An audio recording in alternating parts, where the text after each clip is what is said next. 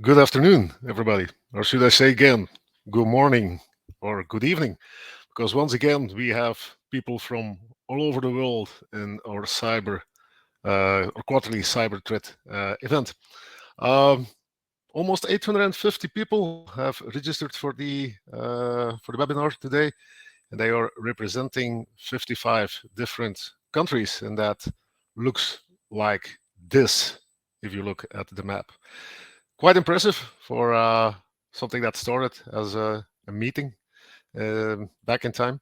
Anyway, probably one of the reasons why we have so much people joining us for the webinar is probably because of the agenda that we have for this afternoon. Um, the first speaker for this afternoon is Miguel de Bruyker, who is the managing director of the CCB, the Center for Cybersecurity Belgium. And Miguel is going to talk about cybersecurity challenges and solutions. Next on stage will be Jeroen Becker.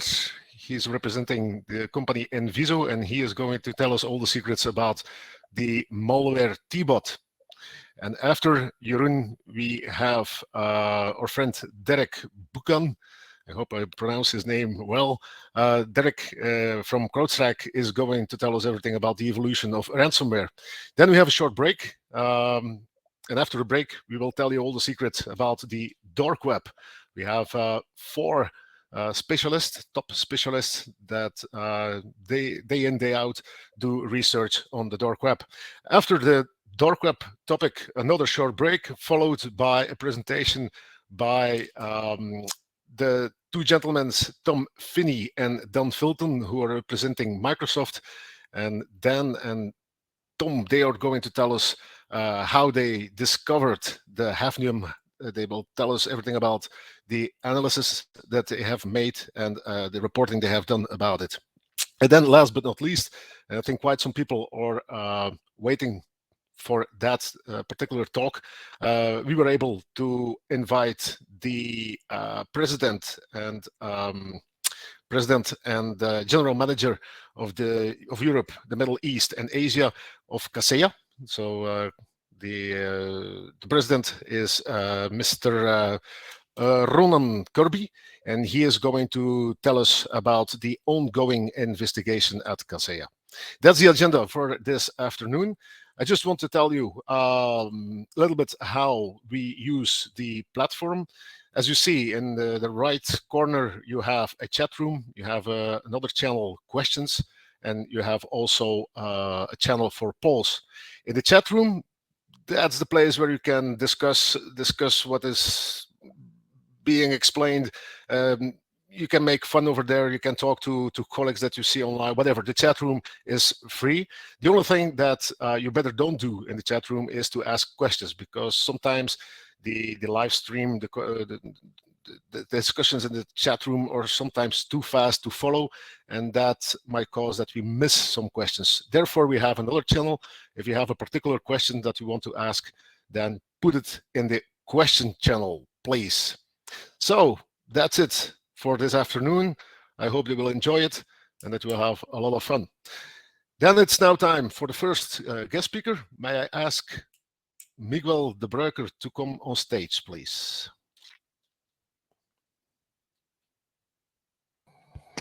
Good afternoon to you all. Thank you very much for participating. Allow me to share my screen and my presentation.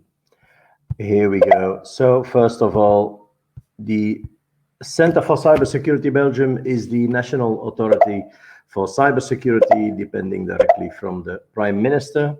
And today I have a very small briefing about some ideas, some things that we have been doing around some major threats, important type of cyber attacks that we're working on, of course, and you all know this. So this is the soft introduction. I can give the soft introduction. Phishing, ransomware, mobile malware, supply chain attacks, DDoS, and data disclosure ransomwares, and of course, following up on advanced persistent threat actors. Allow me just to talk a little bit about two of those threats. And the first one is phishing, and you all know phishing, smishing. We had a large attack a few weeks ago in Belgium on the bpost system, and of course, hello, this is Microsoft calling the phishing tech scams that we also have. So what have we done in our country, and what is the result of that?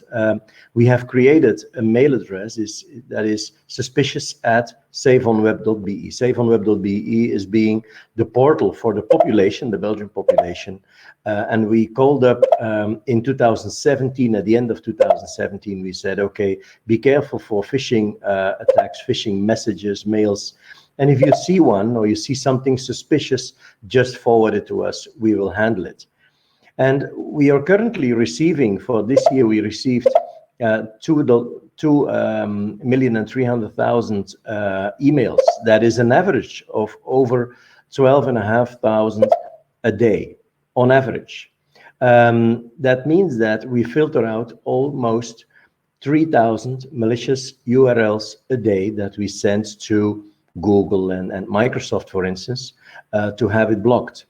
And we also identified this year over 26,000 of unique malicious domains. Now, because the actions that are being taken, for instance, by Google Safe Browsing, quite often do take some time, we have created an additional system, and it's called BAPS. It's called the Belgian Anti-Phishing System. So currently we're testing that system in a very prudent way, because we don't want any false positives. And for 6 months, we are getting quite some good results. And now 3 internet service providers have onboarded this system, where we do exactly the same as, for instance, Google Safe Browsing. But we are doing a DNS redirect to a warning page. And for the last 7 days, we had over 280,000 warning pages that were displayed in our country this way. So that is quite an interesting evolution, and we are fine-tuning the system and talking to other internet service providers to onboard onto that system.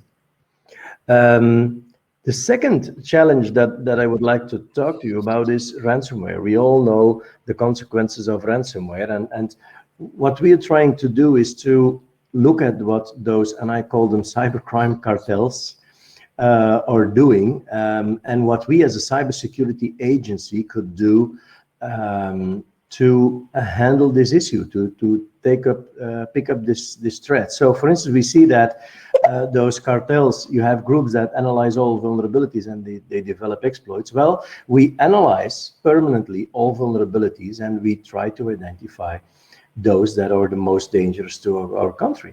Which one are exploitable? To which vulnerabilities are we exploited? Or are we vulnerable?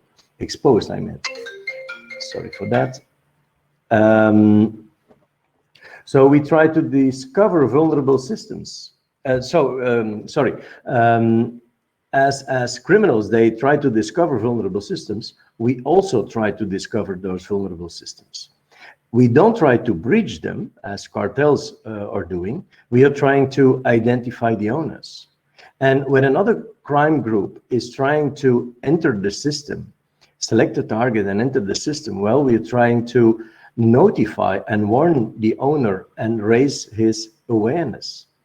And we also collect information from the dark web.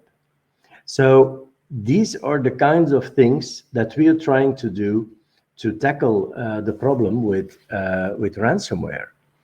So for instance, we are now currently collecting over 70,000 of vulnerable or open services per day in our country. And we are trying to identify the owners of those vulnerable systems or services, and we're trying to notify them bit by bit. And this is what we call spear warning. And one example is that we discovered that for one specific protocol, there were quite some vulnerable systems, and we notified the owner of those systems, and we saw a huge drop in vulnerable systems in our country. So this is the overall view for the whole country for a few weeks, and in a few days the number of vulnerable systems dropped dramatically.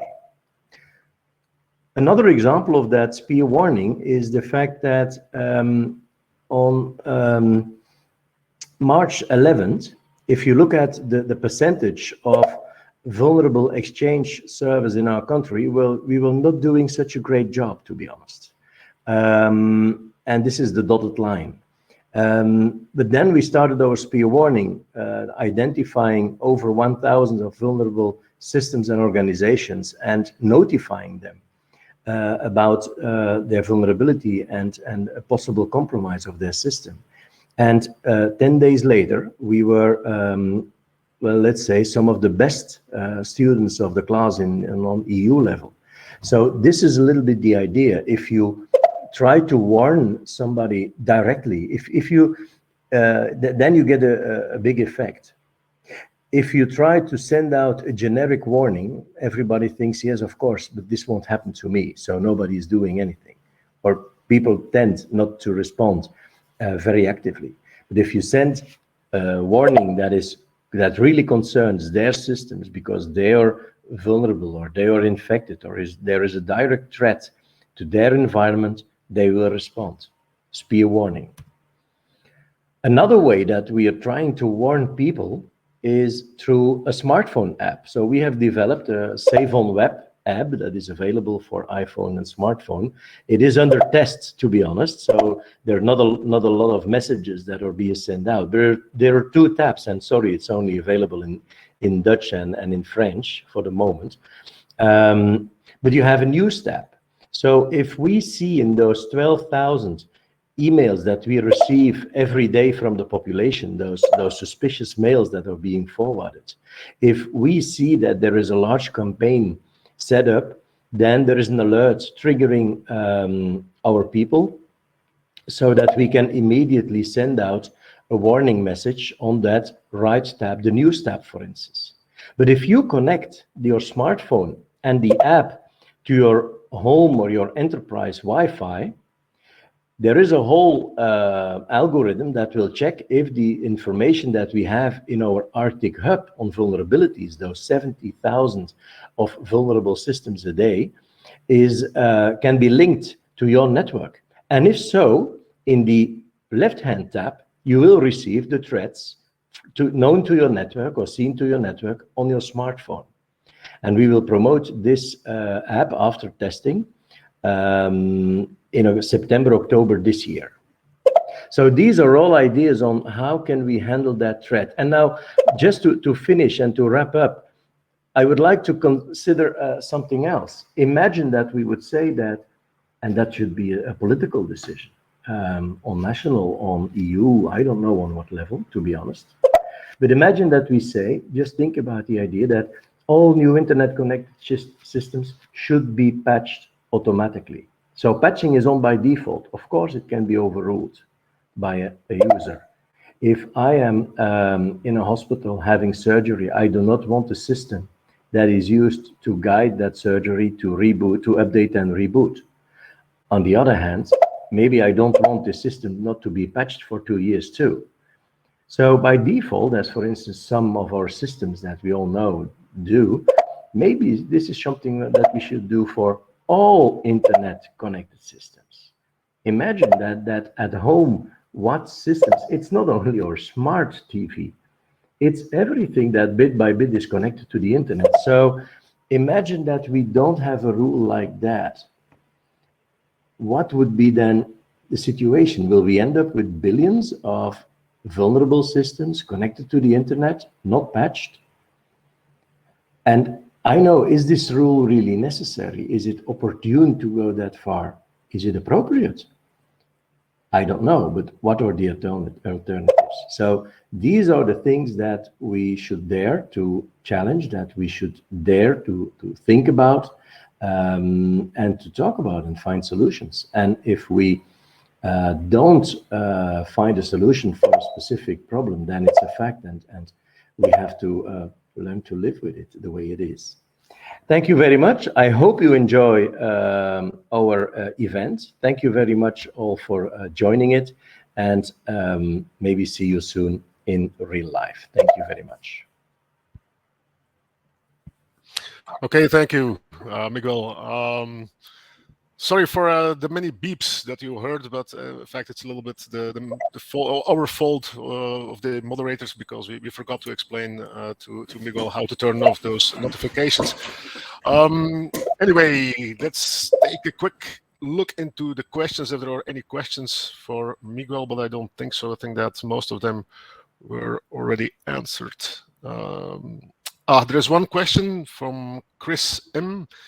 How do you manage to screen the 12,000 mails a day that you receive via Save on Web? Do you use artificial intelligence to get the focus on priorities, or is there something else? Thank you for that very interesting question, a very good question. Actually, we're using 3 partners to be able to handle all those messages every day. So this is done by external partners that are specialized in anti-phishing systems and things like that. So we don't do it ourselves. We have contracts, NDAs, and this is done by partners. Okay, thank you for the clear answer. Don't think there are any questions left. And in that case, Miguel, I want to thank you for your time and the presentation, and I think we will see each other this evening. Okay, thank you. Bye-bye. Okay, next on stage, representing the company Enviso, Jeroen Bekkers. Jeroen, can you turn on the camera, please? Hello there. Can you hear me? Yeah. Jeroen, probably you know already the first question that I will ask you. Would you mind to turn off the notification sound? They should be off. I don't think. And I have a headset, so. That was something that we forgot to tell to the guest speakers during the test session. Once again, our excuses for that. Jeroen, who are you? Identify yourself. All right, that's my second slide. Hello, everybody. I'm Jeroen Bekkers. For those who don't know me, I'm the mobile solution lead at Enviso. I mainly focus on securing the mobile applications of our customers, but I also do quite a lot of R&D, which sometimes involves reverse engineering mobile malware, which is exactly why I'm here presenting for you today. Pedro, I assume I can just continue, or did you want to ask me additional questions? Nope, the floor is yours. Okay. Right. I'm also the author and instructor of the 575 course of SONS, which is the mobile one, of course. And I'm the co-author of the OWASP MSTG and the MASVS security standard to verify the security of mobile applications. So May 2021 was a very interesting month and week for me because 2 things happened. First, Belgium was flooded with smishing messages, supposedly from bpost, urging you to install a mobile application, an Android application. Secondly, there was a new mobile malware family, which actually targeted Belgian financial applications. And that hadn't happened before. So that was quite interesting to see what that was about. Now, it would make a lot of sense if these 2 were related, but actually we're talking about 2 different malware families. The first one was caused by Flubot and still is caused by Flubot for a large part. And the second one, the one targeting Belgian financial applications, is actually Tbot. So there are a few similarities already in the name, but that has a different reason. But there's also quite a lot of stuff that's different. So today I would like to talk to you about those things. This presentation is a combination of very technical stuff and more high-level stuff, so I hope that there's something in it for everybody.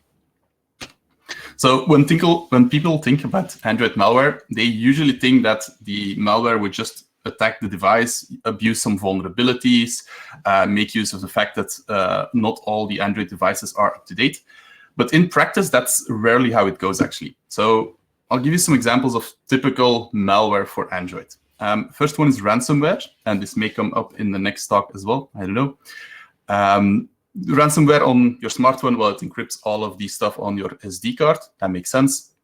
But sometimes it also acquires the appropriate permission to actually be able to modify your PIN code or your password. So at that point, it will actually lock you out of your device. And unless you pay the requested Bitcoins or whatever blockchain technology they use, you won't be able to use your phone anymore. So on top of the damage that you lose your documents that don't have a backup, you might also lose physical access to your device, which is quite a good incentive to actually pay the amount that is requested. Another good example is subscription scams. This one is actually both on Android and iOS. So the idea is that they create a very basic or crappy application, and they offer you a free 7-day trial. After that 7 days, the full premium features kicks in, which is, well, the same as the base application, but you do have to pay a fee of up to 100 euros. Now, why is that a scam? Well, if you don't stop the subscription or the trial period 24 hours before the end, you will still be charged. And additionally, if you remove the application from your device, that's actually not enough. The subscription will just continue. So you have to go into the Google Play settings, into the App Store settings, and manually remove the subscription there, still within 24 hours before the start of the premium period. Thirdly, ad fraud. There are two versions of this. Either the user is bombarded with advertisements, which is not really a security issue, but it is quite annoying. And the alternative is that the malware doesn't show the advertisements to the user, but they actually fake the fact that they show it to the user, or they fake clicks on the advertisements. And in that case, the user isn't really impacted, but they still, well, get a lot of money from advertisement agencies, which they normally shouldn't be getting. Final example here, premium text fraud. If you send premium text messages to a premium number, then of course the owner of that number will get some money out of that. The difficult part here is that you will only be aware of the fact that you were subscribed to these premium services at the end of your billing cycle, after which you may have already spent quite a lot of money. Now, of course, we're here to talk about banking malware, so that's a whole separate category of mobile malware. And in order to understand how mobile malware works, we have to take a look at two specific permissions on Android. First one is accessibility.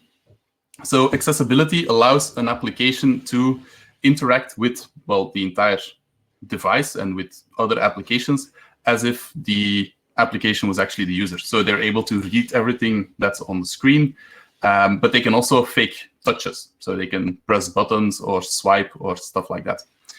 Accessibility is a very good thing to have because it gives access to mobile device to people with disabilities, of course. In the example of TalkBack, an official Google application, it will actually just read out loud what's on the screen and then allow you to swipe a bit on the screen to select the correct button and then press it. So that's great.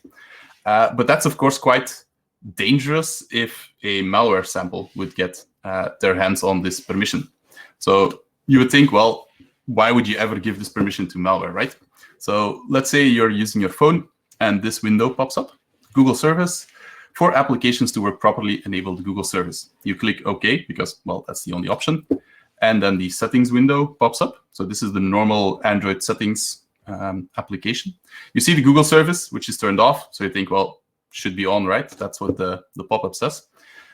You also get some legal mumbo jumbo, and at the top you can see a toggle.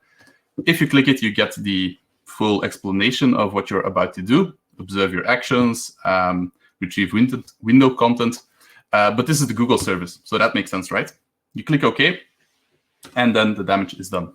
Now, what's remarkable here is that all the areas in the red are under full control of the malware. So the first screen, simply it's a pop-up originating from the malware. We also have the name of the service, which is, of course, under full control of the malware. The large piece of text as well.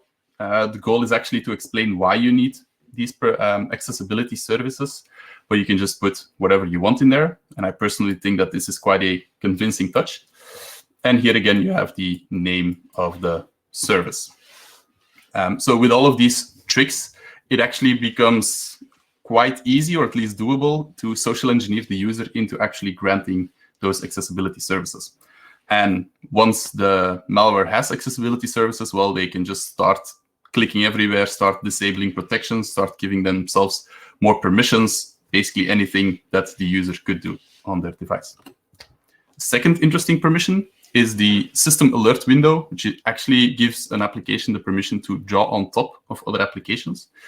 It's been in Android since API level 1, so since the very first version, but it was actually never meant to be used by normal applications. However, some applications found a very good usage for it.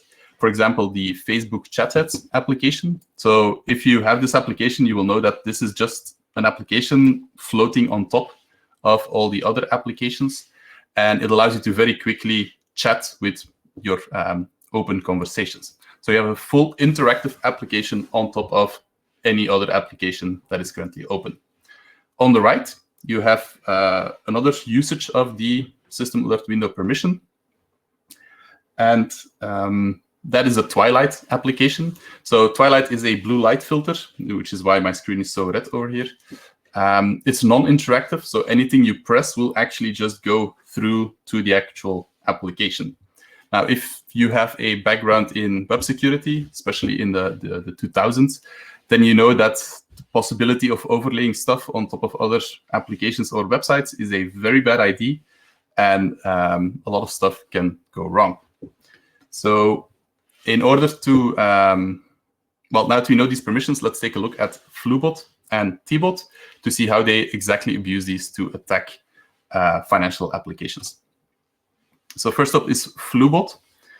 Flubot, when you first install it, it looks like a bpost application, right? Because this was the result of the smishing campaign, so it makes sense that it's a bpost application.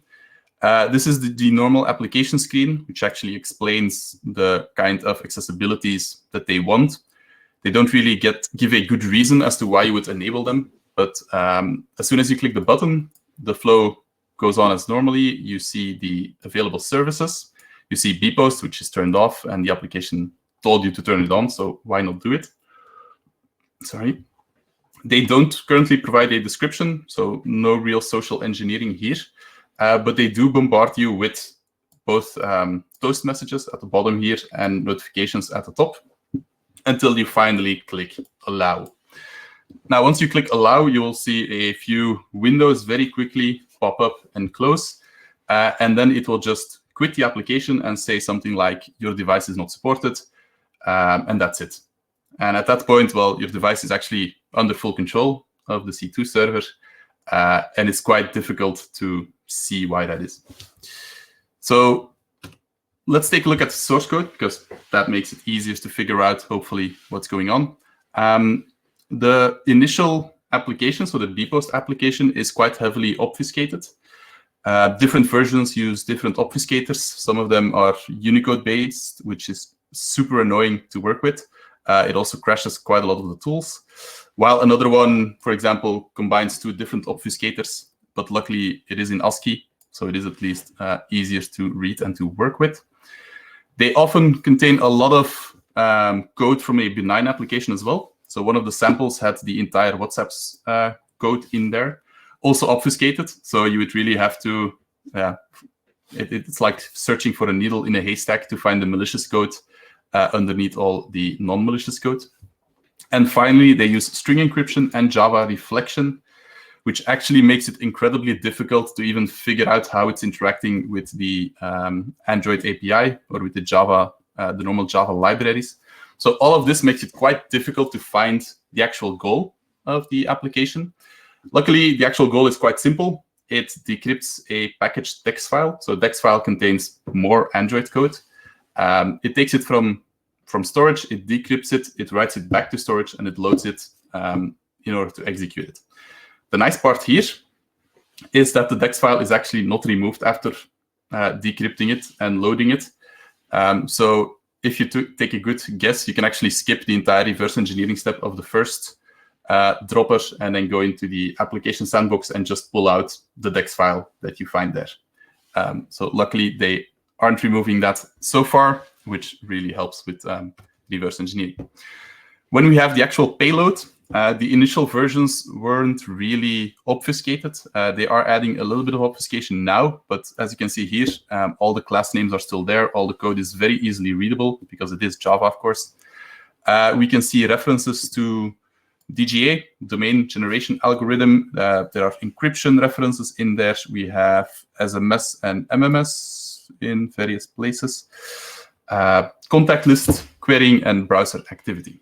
So let's take a quick look at these different features. There are a few more features that it has, but we simply don't have time to go over all of them. The DGA is quite interesting because we don't often see that for mobile malware. In this case, it generates 5,000 random domains and then shuffles them. So they're also not in order. The list gets shuffled. And it also depends on which country the device is currently in. So the locale of the device is used. Originally, it used to perform direct DNS requests. So you could kind of detect that and circumvent that with some DNS interception.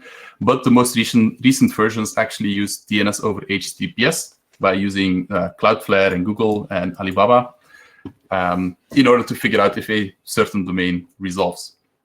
So we can't really block the malware or subvert it using DNS queries. And it is quite difficult to sinkhole. You would actually have to register all 5,000 random domains each month in order to hopefully stop the spread of the malware. Now, even if you were able to sinkhole all of those domains, the use would still be very limited. This is because all of the communication between the malware and the C2 is encrypted, and the data that is sent to the command and control server, it's actually encrypted with the public key of the C2 server. So at best, you would get IP addresses on your sinkhole domain, but you wouldn't be able to tell what kind of information is actually incoming. The response value, on the other hand, is Qctr-based, and this one is pretty easy to decrypt, but it's also rather useless. There's not a lot of interesting information in there. Of course, we want to know what is inside these encrypted packages. And a very nice way to do that is to use Frida. Frida is a tool that actually injects a full JavaScript runtime into a running application. It was originally made specifically for Android and iOS, but it can also be used to target Linux or Windows or .NET or a few other exotic operating systems. So if you're a malware analyst and this is not yet in your toolbox, definitely take a look. Because in this case, I just needed this small script on the left. It's a little bit of JavaScript code, and this allows me to actually monitor the parameters or the arguments to a specific function. It prints them out, a few simple lines, and it also prints out the return value of that function. Now, these are just, let's see, 4 or 5 real lines of JavaScript, but of course, it can take many hours or days to figure out the exact place on where to hook and what kind of arguments you're getting into that function. So if we launch the malware again using Frida, we can see a nice printout of different commands. We start with a pre-ping, which is just to say, well, look, I've been infected. We then have the SMS rate command, which actually says to the malware, well, it requests the setting for the rate of SMSs to send. So with 10 here, this means that the malware will ask for new text messages to send every 10 seconds. And I'll come back to that. We have a normal ping with a little bit of information both on the malware, the current version, for example, and the device itself, the Nexus 5. And the last one here, 1, means that Play Protect is enabled on my device, which is a standard Google antivirus service that's installed on all the Android systems. And the response here is to disable Play Protect. So at that point, it will use the accessibility features to open the Play Store, disable Play Protect, and hopefully not get removed by Google. And then we have 2 very interesting commands, get inject list and get SMS. The first one is followed by a list of all the applications that are installed on my device. And the response should contain a list of all the applications that it wants to attack. In this case, I didn't have any applications installed that it wanted to attack, so the response is just empty. And then finally, the get SMS, which I'll explain here. So as you know, the malware is being propagated by sending smishing messages. the most logical thing to do is, if you're infected a device, you would actually load all of the contact information on the device and start sending out text messages, right? That's very typical worm behavior. You infect the system, you see what else is available, and you start spreading. Now, if you would get, or if you would do it like that, then that means that you're sending messages to people that the current device knows. And most likely, the receiver will also know the sending device. So if you would receive this message about bpost, and it's coming from me, from Jeroen Bekkers, you would probably be suspicious and ask me, hey, why did you send this weird message? So what the malware does is it collects all of the phone numbers on the device together with typically the first name. It uploads them to the C2 server, and it then spreads out the different numbers among all the infected devices. So there's a much larger chance, and it can actually even be sure, that you will get this message from a number that you don't know. So this number, for example, is infected or was infected when I got this message. There's also a little bit of tracking to see who actually clicked it, and sometimes these messages actually contain the first name of the person receiving the text message. And so every 10 seconds, it requests a new SMS to send to a new potential victim. For the injects, so I talked about the draw on top permission. So the way that mobile malware, mobile banking malware uses this is by overlaying a web view on top of applications. So a web view is basically a miniature browser that shows an HTML page. For all of the applications that it wants to target, it will actually ask the C2 server to give an HTML page that mimics the application that is going to overlay. And the goal is then that when the user launches the application, for example, the ING one here, which is the Italian one, it will detect that the application has been opened, and it will overlay the web view, and the user will have to fill in their account number, apparently date of birth or something, I don't speak Italian, and an extra security key. Once the user submits these username, password, they will of course be used to try to authenticate to the online version of the application or just a new install of the application on an attacker controlled device. So far, no Belgian targets by Flubot. I'm pretty sure it will come in the near future because the latest version of Flubot 4.1 has actually included code to specifically target Belgium. So there's a nice app icon for bpost, there's Dutch localization, there's a separate seed value for the C2 domain generation, and it's actively spreading in Belgium via SMS. So I guess it's only a matter of time before Flubot becomes like Tbot, which is actually attacking Belgian applications. So onto Tbot, also sometimes called Anatsa. It's quite interesting here to see how Tbot excels in certain positions where Flubot fails and vice versa. So Tbot doesn't have a domain generation algorithm. It only has very limited C2 encryption, and its propagation is currently quite slow because it makes use of app droppers, which means that it gets installed by other malicious applications that are already installed on a device. For example, if you search for a free version of a premium app or something, and you download the APK from somewhere, well, it might as well contain extra malware free of charge. It is starting to pick up on the smishing as well, so it probably saw how successful Flubot was in that regard. And there are countries where Tbot is also already spreading through smishing. But the two places where it fully excels is in the accessibility abuse and the overlay attacks. So the overlay attack does attack Belgian applications, and currently it's just one. It's the Belfius application. It currently asks for the debit card number, which isn't super useful so far, I think. But that's currently all it asks for. There are multiple reasons why it's not asking for a username password. Most of all because we don't have username passwords for our financial applications. We have strong onboarding with It's Me and with a card reader and stuff like that. And it will take quite a lot of work to do a full social engineering / phishing attack on a full It's Me enrollment. It's technically possible, but it's just so much more effort than all of the other applications that's currently attacking, many of which still just rely on username and password. In addition to the overlay on Belfius, all of the other Belgian applications are actually also attacked using a keylogger. So the application specifically targets financial applications with the keylogger. So all of these, including It's Me, which isn't really a financial application. And what does it mean to have a keylogger? Well, keylogger can read anything on the device, anything that's visible to the user. There's even a little bit of meta information available, such as the name of a specific field, stuff like that. And also anything you type into any text input, of course. So on the left, you can see that I think I opened the application drawer on my phone. So you can see a bunch of applications here.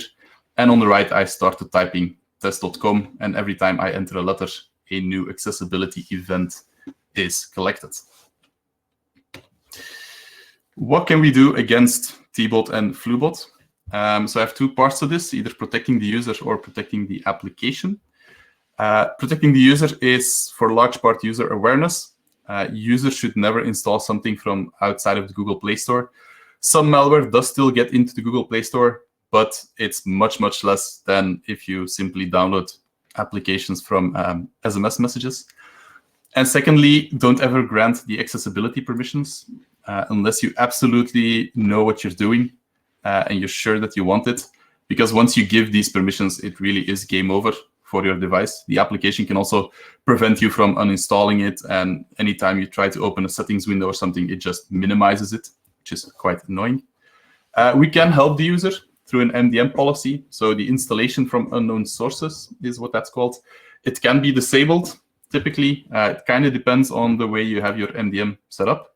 But all the major MDM platforms should definitely offer some kind of support for this. Second part is protecting the application. So this is for if you're a product owner or a developer or something like that. Detecting the overlays, which is the main issue, is rather impossible. It's very difficult to do because it really depends on the version of Android and on even specific OEM implementations. And there are specific bugs that you can abuse, which Google says work as intended. But there will actually always be a way to fool these kinds of detections. So that means you have very many false positives. And you don't really want to block a user's bank account simply because they have Facebook chat heads installed, right? So detecting the overlay is kind of not possible. Detecting malicious applications is possible. Now, we can't rely on Google because, well, all the malware that gets accessibility services immediately turns off Google Play Protect, which is the component that would detect malicious applications. But there are some commercial offerings that actually give you an SDK that you can include in your mobile device. And they will scan the system, kind of. They will also use a few Android permissions to figure out what's happening on the device. And apparently, there are some companies that have very good false positive rates on that, or true positive versus false positive. And so that is something that you could look at. Now, if you detect that something suspicious is going on, what do you do? Now, this depends highly on the false positive rate, of course, because you don't want to, well, you have to balance user experience and user security. So this is something, this information is something that you have to take up in your risk analysis. And then you have multiple options, maybe temporarily block an account, maybe don't allow new device bindings, because if you steal all of the information, there's a good chance that the attacker will use that to onboard a second device for that user. Or maybe you just want a bit of step-up authentication, even for lower risk transfers, stuff like that. So this was a very short overview because I only had 25 minutes or something. And I think I went too long anyway. All of the information and much, much more can be found on our blog. So if you want more technical explanations or more reasons why our Belgian applications are currently still secure, definitely go check that out. I assume we don't have time for questions anymore because I went over time a bit. Pedro? No, Jeroen, you did very well. We even have 10 minutes left. So yes. Oh, really? Yeah. I can answer questions. Yep. And I've seen that there are a few interesting questions. Maybe we can go through them together. I see that we have a question from my colleague from Circle BE, Nick Dubois. Maybe we can start with that one. Can other apps validate whether Google Play Protect or similar services are disabled and refuse to offer services, or is info not available to legitimate app developers? That should be possible. That's a good question. The thing is, Google itself isn't perfect. Their analysis to keep the Play Store secure mostly relies on the process that takes place when applications are uploaded into the Google Play Store, and they aren't that strong on for on-device detection of malware. So one of the players, for example, and this is a very niche problem, and therefore you also have quite niche players. But for example, you have Zimperium, who offers such an SDK, and Zimperium is actually together with Google in the App Alliance, I think it's called, where Google actually tries to get their help to combat these malware problems. So Google can help, but mostly Google is good at removing known infections from other devices rather than finding initial new versions of malware themselves. Okay. Then maybe the question from Renaud Frère. Yes. With nowadays security mechanisms on mobile devices, is it possible to get a malware without installing an application? Well, there are always threat actors that will use 0 days and will use vulnerabilities both on Android and iOS. So it's definitely possible. It's just quite expensive. I would think I don't think it's possible on normal devices to actually just abuse normal permissions in order to get malware on there. I'm really thinking if there's some kind of malware that doesn't require you to install it. Sometimes applications are vulnerable as well. For example, sometimes a Samsung device will have a system application which is actually vulnerable to a confused deputy attack, which means that we can simply ask that application to please install a different application for us. And because it doesn't do proper validation of the package that we're giving it, it will actually fully install it. So that way the user doesn't really need to install anything, but it is automatically installed. And there are a few very nice write-ups of a full chain that start in the web browser, where you just click a link, which then calls a local app, which calls a system app, which installs an application. So it is possible, but it is much less likely. Okay, thanks. Another question from Chris M. What is better to detect T-bot-alike behavior? Are there specific patterns, utilities on a device, or is it better to go for behavioral analytics detection? What is most effective? That's an easy one. Yeah, of course. The first thing is the easiest one. No, this is extremely difficult, especially since you don't have that much insight into a mobile device. Even if you have a fully managed device using MDM, you still have very limited visibility if you compare it to what you can achieve on a normal desktop where you have a full an agent installed. I did ask this to, for example, Zimperium, and of course their answer was, well, that's proprietary, and there was a lot of AI involved, which also is either a buzzword or it actually works. But it is extremely difficult to do this. Now, in addition, we also have the new Windows 11 update, and Android applications will be supported there. So there's a good chance that more companies will start investing research and development into this particular area of security, which isn't that big yet. But I really hope, and I do think, that multiple companies will step up and start exploring that market as well. Okay, we still have 5 minutes left, so still some time to answer a few more questions. We have a question from Anis Haboubi. Should we not be suspicious of applications developed with Electron Cordova? There have been multiple vulnerabilities in the Google engine. What's your opinion? Yeah, so Electron Cordova, they allow application developers to create basically a website and then package that as a native application, so to deploy it to Android and iOS. I wouldn't say that they are inherently less secure. What we do see is that they more often rely on third-party libraries to do the integration with the operating system. And there is a very big chance for either a supply chain attack or just libraries no longer being maintained. So we see that a lot more there. It is, of course, always also a fact that you kind of introduce the possibility for cross-site scripting attacks into mobile applications, which is quite a weird thing to have. So it's not inherently less secure, but you do have to be a little bit careful. I would also say that the attacks that you typically see for normal Electron applications and stuff like that aren't always directly transferable to mobile either, because it really is a different ecosystem. Okay, and then a question from Christophe de Wolf. Is there an antivirus or endpoint protection for consumers or companies that they should consider for Android phones? Yeah, so in general, I was always of the idea to not install antivirus on devices.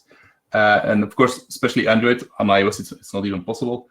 If you install antivirus, you really give a lot of power to those specific applications, and they are sometimes quite active in all of the information that they collect. They usually don't really do a better job than Google. Though I just must admit I was quite impressed with Zimperium recently, and they also have a similar product which you can actually install to the devices of your employees, for example. So I would say I don't know enough yet to really endorse one of those things, but I do see that they are doing impressive things, and that I think the market is finally reaching some kind of point where you do have solutions that could offer additional protection on top of Google Play Protect.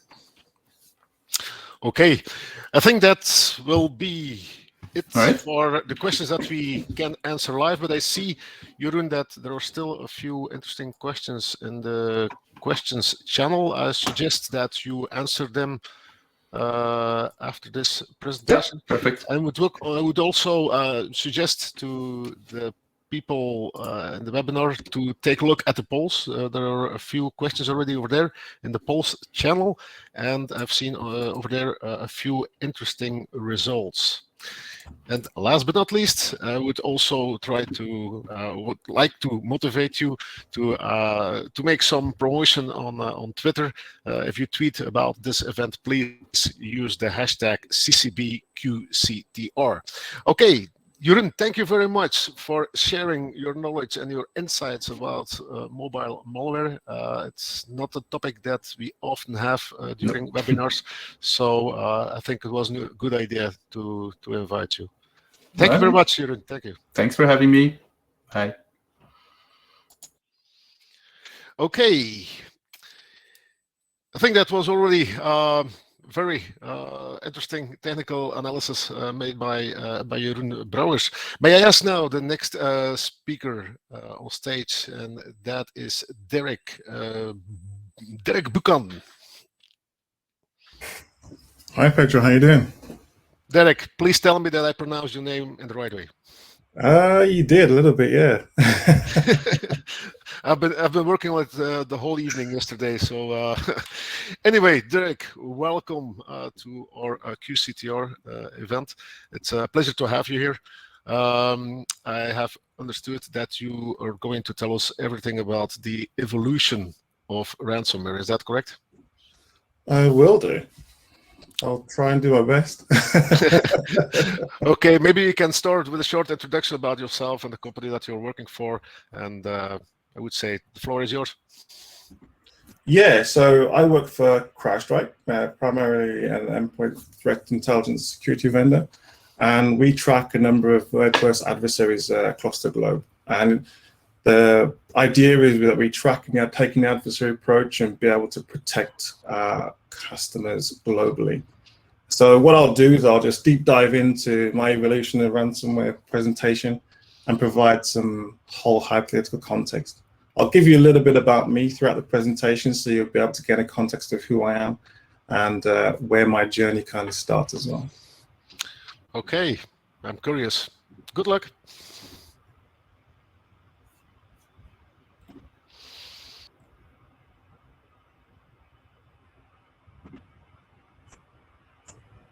So, welcome to the evolution of ransomware. I'm going to look at some trends, some threat highlights, and it's going to give you a little bit more about where we are. So my name's Derek Buchanan. I'm a CrowdStrike Threat Intelligence Strategic Advisor. I've worked in government for quite some significant amount of time. I worked as security operations and incident response, but also worked as a threat intelligence lead and helped set up a capability within a SaaS cloud organization. And so then I essentially found myself at CrowdStrike, advising us in the capacity of how to mitigate threats and protect their organization. So let's start with a little bit more of a journey, shall we? And it's always good to start with a story. A series of cyber attacks happened across the board on the 27th of June. You think back, and it's a wide verse of different areas: banks, ministries, newspapers, electricity. You got firms across the globe. We're talking UK, Russia. We're talking France, Germany. It just took hold. 80% infection rate, nowhere near what we'd expect. And it hit a wide variety of locations, everybody in total. And it certainly brought a presence to the place and pretty much brought to a point where ransomware was born. Computers were encrypted. $300 was the actual request, but it brought to the forefront as something that would never really expected. Since then, it's been an actual case of activity, blurring of lines, adversaries straddling the major corporation of that whole threat landscape, taking and learning tactics, of course, from each other. Intrusion aspects, where we've seen a wide variety of demands being made as well. But we've also seen, as we mentioned earlier, about threats to the healthcare, critical infrastructure has also been affected as a result. So we think about where we are in the present day, and it falls into a wide variety of categories. Nation state, adversaries with large company and organizational and country objectives, but also e-crime, that financially motivated adversary, which fits and has taken the landscape to a whole new level. And hacktivism, not to forget the political or strategical agenda of not only policy and things like that, driving the enforcement of attacks against particular entities. And the common themes about this is that they're complex. Adversaries are always looking at new ways and forming relationships, but the speed and the efficacy is how they're working now is becoming significantly quicker. They will still continue to follow geopolitics, as we've seen with COVID, but there's an intellectual alliance. There's that whole new relationship that's being shared. And then they're taking a mantra to the next level and increase the development of being able to show force when they've not got what they want. So the trends that have been observed over the last year, essentially, you start to see it, and it's data extortion, ransomware as a service, living off the land techniques, and it's derived as an explosion. E-crime in itself, in the red context, has shown a wide variety of polymorphic activity that has affected a wide areas, not just one industry or categorizing an adversary into one box. It's just been pretty much a free-for-all, and they've taken the center stage. And it's not just nation states where they're laid low across the bottom, but there's also that emphasis on individuals who want to look up to these adversaries, who want to provide that whole emphasis to show their capability, but also mimicking it and preventing alliance and showing copycat material, replicating them or pretending to be them. So let's have a look at the e-crime adversaries and what they actually engage in.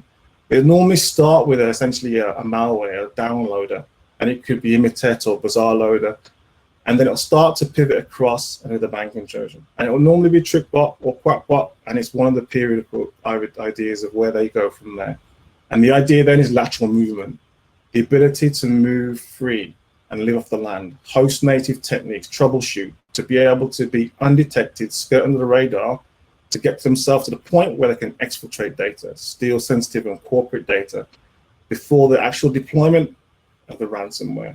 And it forms either an array or content, and they get to the point where they get there. And then what happens? Data leak. Data leak, essentially what happens is once they've got the reconnaissance and they've got the domain code, they've got the data, it's invaluable.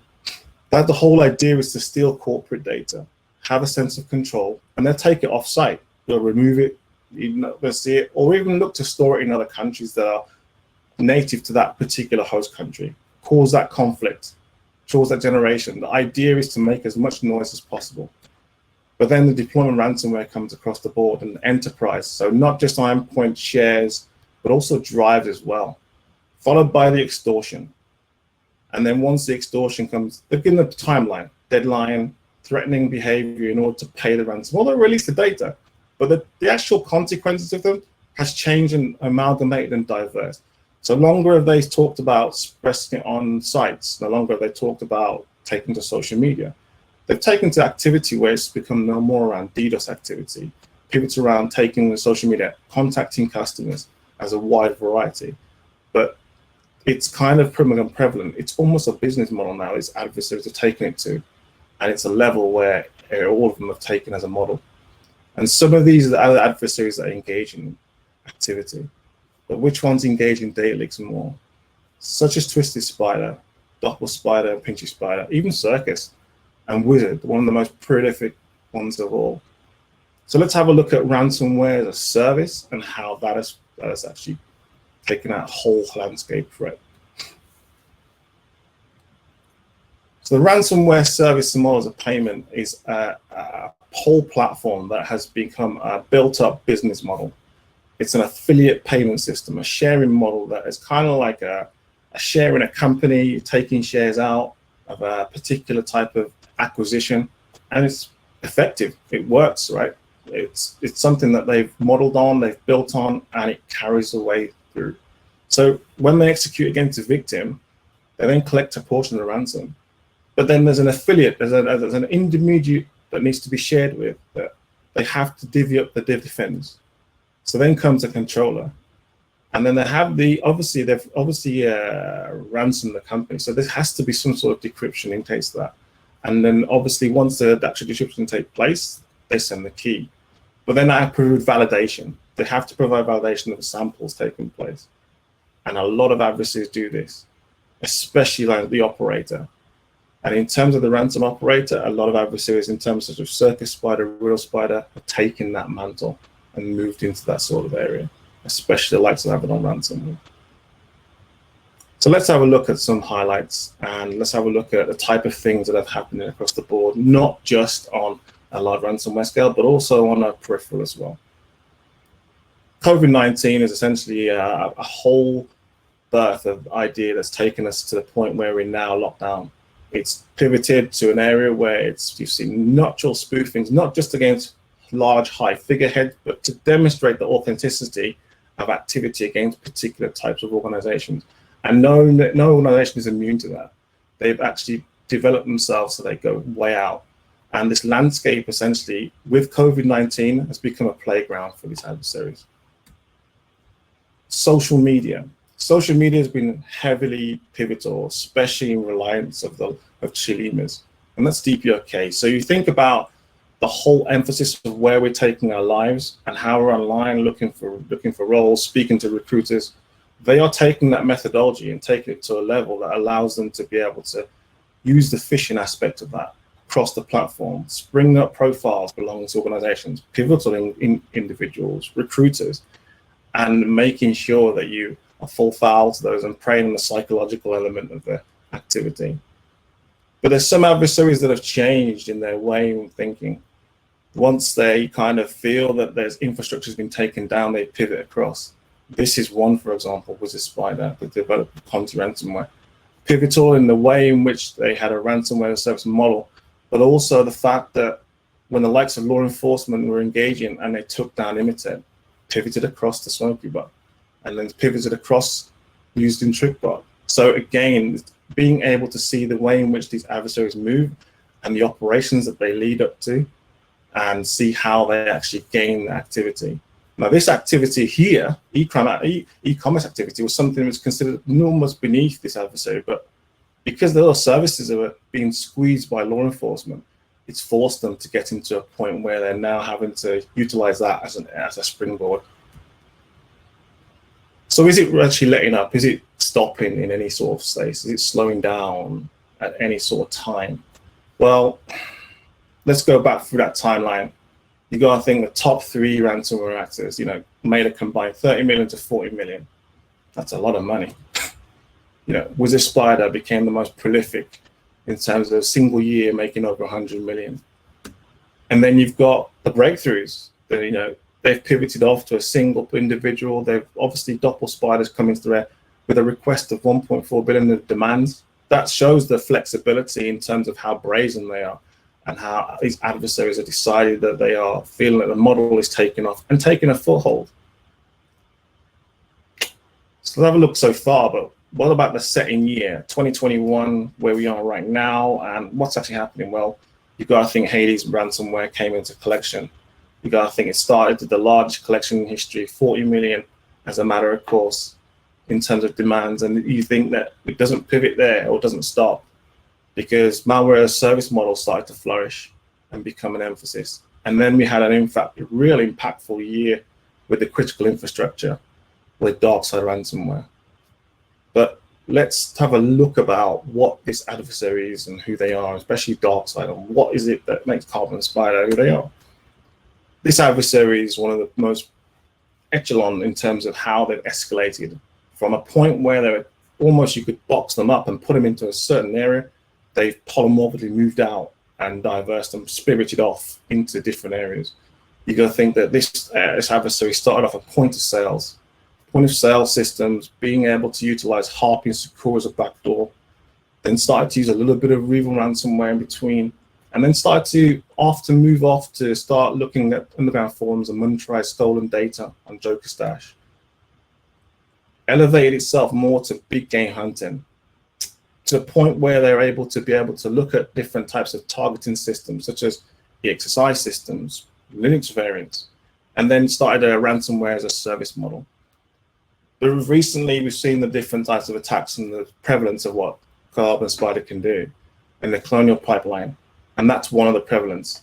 And as of now, I wouldn't say they've closed their operations. I'd say they're just regrouping their operations because they want to think about how they can actually then spring back.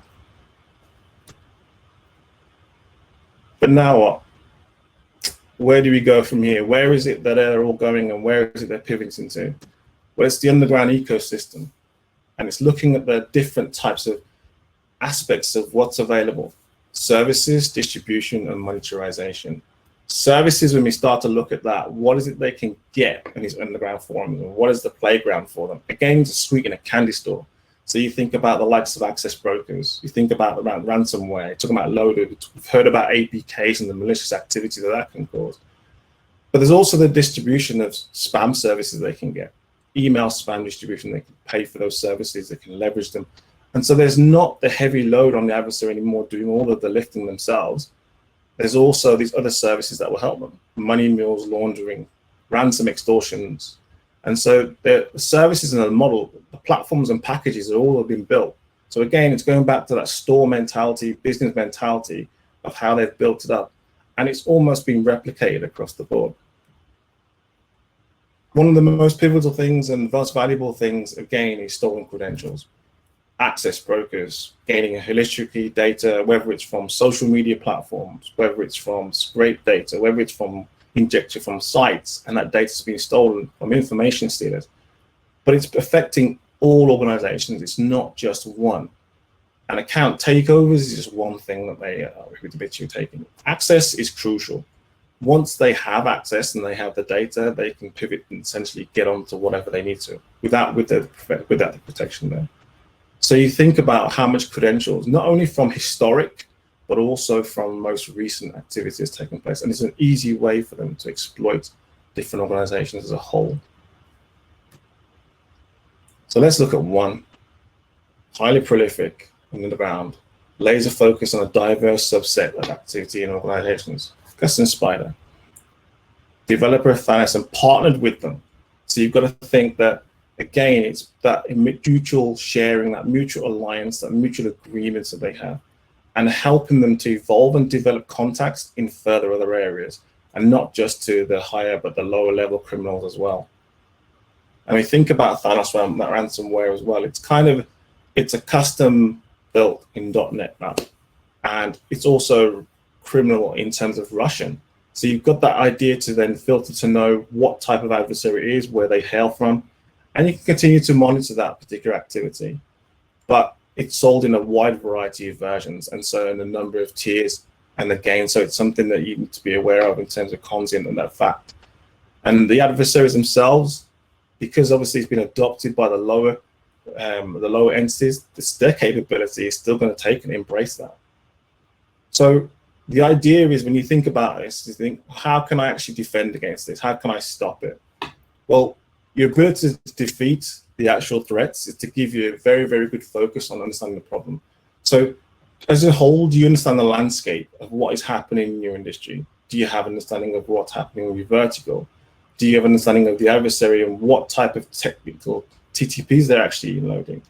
But also, are you running a simulation? Because the idea is to test the system against what you're seeing and what you're observing. Can you actually defend against that? How many people on this call could turn around and say they actually have run a simulation on ransomware and have an actual incident preparedness for that? It's quite a few could say yes, some could say no. But it's being able to be prepared for these particular incidents and being able to have that readiness that's going to derive the idea to protect against these particular adversaries. But there's also the standing infrastructure, so making the regular backups, looking at the prevention and how you can detect the malicious type of activity on your network, blocking applications that shouldn't be on the network or particular devices, multi-factor authentication. These are the things that are going to help protect organization, but also deriving and being able to see activity on a host. That's really pivotal. So having that wide diverse is going to give you that perfection. So on that note, are there any questions about what I've mentioned today in terms of the presentation? Derek. I think we have an echo. Quite interesting presentation. Thank you for that. And I see that we have a few questions in the questions channel. Maybe we can go through them together. Do you have? Do you see the questions in the questions room, Derek? Yeah, I see a few of them. Yeah. Feel free to pick one and to answer it. What's this one here? Do you think the fact that during the last attack of Lazarus, the specialist in cybersecurity were violated, or perhaps 0 days, which could leak? It's a very, very good question.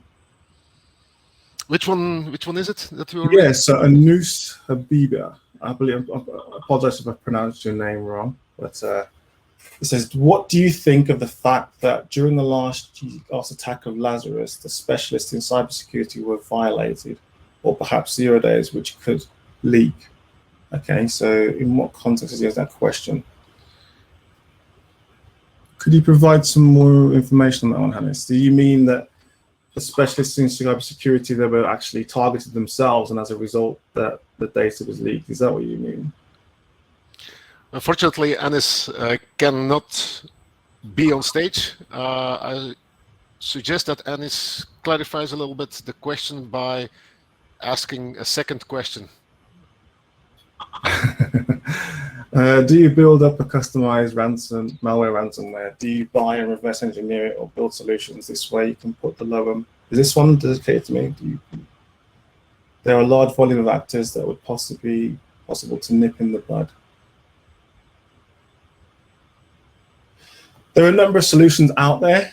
I'm going to be quite biased to the ones that obviously we're working for. However, they all have a variety to be able to detect malware on a certain levels. I think that's something that you need to derive in terms of your own organization to see how you want to do that. there is a wide variety of actors that would be on, and there's always changing builds in the customization of malware and how it actually evolves. It never stays stagnant, and these actors are continually repurposing it. So, and there's always mitigation changes. I think with the last couple of months, Regal went through 2 changes. So it's being cognizant of those changes, and being able to detect those at a level that, at a granular level, at a host level, is going to give you the real insight. Okay, then I see an interesting question from Lee Armit. He's asking, based on your experience, what is the primary entry vector for ransomware? Is it email or watering hole or other infection vectors? I think there's quite a few. It's a good question. It's not just defined to one particular area. It could be essentially email. So depending on the person and their knowledge, you have to remember email relies on the psychological aspects of an individual, and they rely on that whole clumsiness of that person to click on that email, and they make it as real as possible to be able to then to that entity to be able to do that. The waterhole aspect, I think that's something that could be climatized and can be detectable in the activity. So being able to look at web application firewalls and see if you can actually stop, obviously looking at the going to certain sites, so you can block that. The other aspect of it is credentials. Credentials is one of the biggest ways in which they can actually springboard in their attacks, and they'll be able to gain that. It's the easiest way in terms of harvesting. Once they've harvested credentials from mitigated sites that are replicated, and then they have those, they will then conduct their own reconnaissance to see where that echelon, that individual is. So once they know an individual is going to be an executive or C-suite member or a CEO, and then they realize that is a CEO going to change their password that easy quite quickly? Not necessarily. So they'll look to see if they can actually then utilize that within the organization, see if there's any particular in that they can get, and so take that avenue as a matter of course. It's wide, diverse, and if there's a way in, they'll try and find that. Okay. A new question just popped up. Are there any known cases where threat actors are recruited into organizations, specifically into anti-malware cyber firms, like infiltrating EDR vendors? I think that just relies, and I think that I'd leave that open and say it's a possibility for anyone to be recruited into anywhere, regardless if it's a flower shop, regardless if it's any organization. I think it's the organization has to then do their due diligence, so let's say, and to be able to protect not just their customers, but also their prospects in relation to those type of things. So the possibility of that, again, is always out there. Known threat to recruiting to organizations, specifically anti-malware. Yeah, that's always going to be a target. You know, if you're a large corporation or a popular, thriving business, it's going to be a possibility. But like I said, it's about the due diligence on behalf of the organization to make sure that those type of threats don't happen, or insider threats to that capability. Okay. What we also know is that maybe they are not recruited, let's say, in legal firms, official firms, but I know that a lot of criminal organizations do recruit on the dark web. I've seen a few vacancies that were published over there, and yeah, I must say they are not bad paid. They have an interesting salary over there. So, but okay, I don't want to push anybody in the direction of crime, of course. I don't think that there are much more questions that we should answer online. Maybe this one here. Have you detected the MATA framework used by ransomware gangs? To be honest, I'm not familiar with the MATA framework. No, neither am I. I think I'd be interested to find out if that is, but if someone could give me some context around that, that'd be great. Okay. I think that the rest of the questions can be answered afterwards. Derek, if you still have the time to stay a little bit and answer those questions, that would be Sure. nice. Maybe one last question from Aristoteles. He asks, are there any trends, proportion of malware as a service vs custom? I think that essentially there's a lot of, in terms of custom malware, I think it's again, it's a lot of it's easy and off the shelf. There are some individuals that will take on custom malware and they will utilize that as a way to evolve and trend. But the changes is something that you can track quite easily if you're looking at a specific adversary or a particular individual, should I say. But custom malware is something that is kind of a trend, as you have a number of companies out there that habitually are detecting the threats as they build them. It's a natural matter, of course. And then I have a last question for you. What do you think about the, let's say, the evolution that we observed, that ransomware gangs, ransomware groups are more and more interested in MSPs, management service providers? Yeah, I mean, MSPs they're a distributional network to other corporations, and they're going to be a pivotal springboard. You know, the likes of Cloud Hopper and things like that, and cloud services. It's a railway into other organizations, and so it doesn't just get you the one organization. It's not the one hit wonder that they're after anymore. It's the multitude of being able to access one entity which has access to a multitude of companies. For them, that's the gold. Okay, Derek, thank you very much for being with us during our quarterly event. Thank you very much for sharing all those insights in ransomware. And unfortunately, I think that ransomware will still be there next year and the year after and many years after, and that we are still facing quite some issues with ransomware attacks.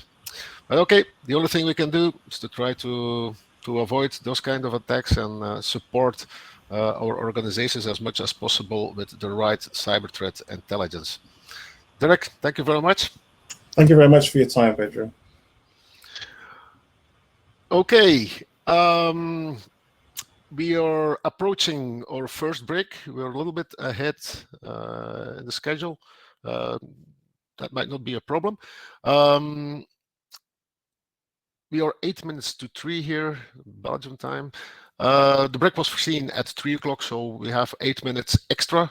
I would suggest that we have a little bit a longer break until 10 minutes past 3, and I hope to see you all again at that time. 10 minutes past 3, we will restart with the first topic, the dark web. See you then. Thank you.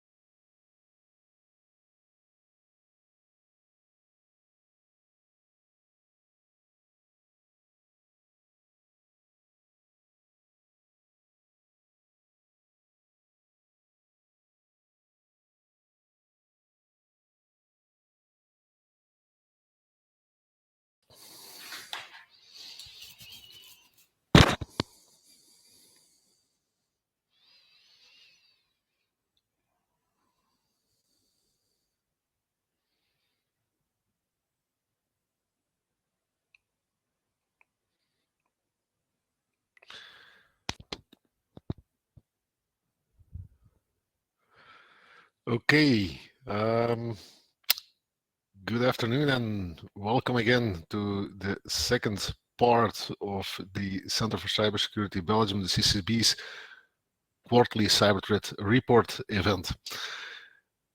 Next on the agenda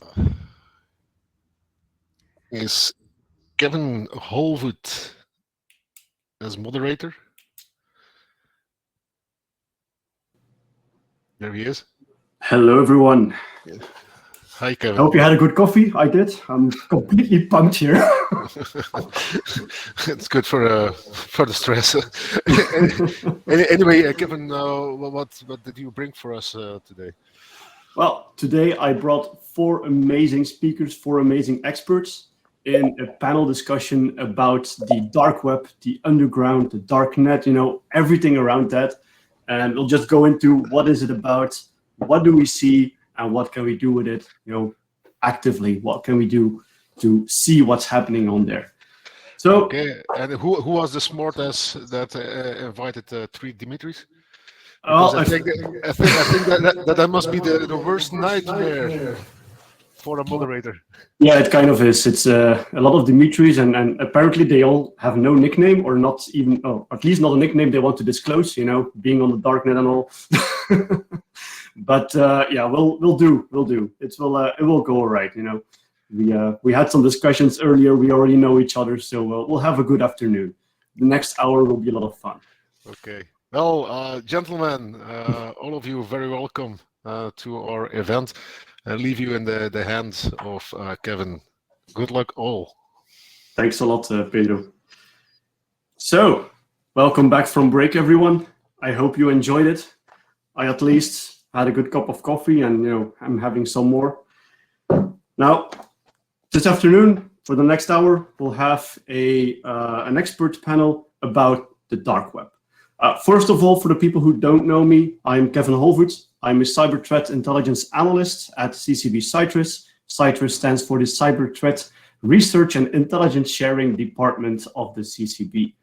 Next to that, I'm also a SANS instructor for the 4578 Cyber Threat Intelligence Training. So that's me. If you want to reach me, it's at DJ Hush on Twitter. If you want to reach CCB CertBE, it's at CertBE on Twitter. Be social. I've seen already a couple of social people on Twitter online, which is amazing.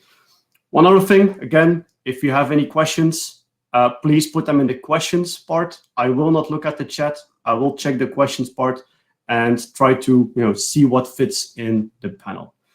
All right, let's introduce our 3 Dimitris. So we have Dmitry Galov, Dmitry Chestakov, Dmitry Smilanets, who just was lost. Okay, he's back. Okay, thank you.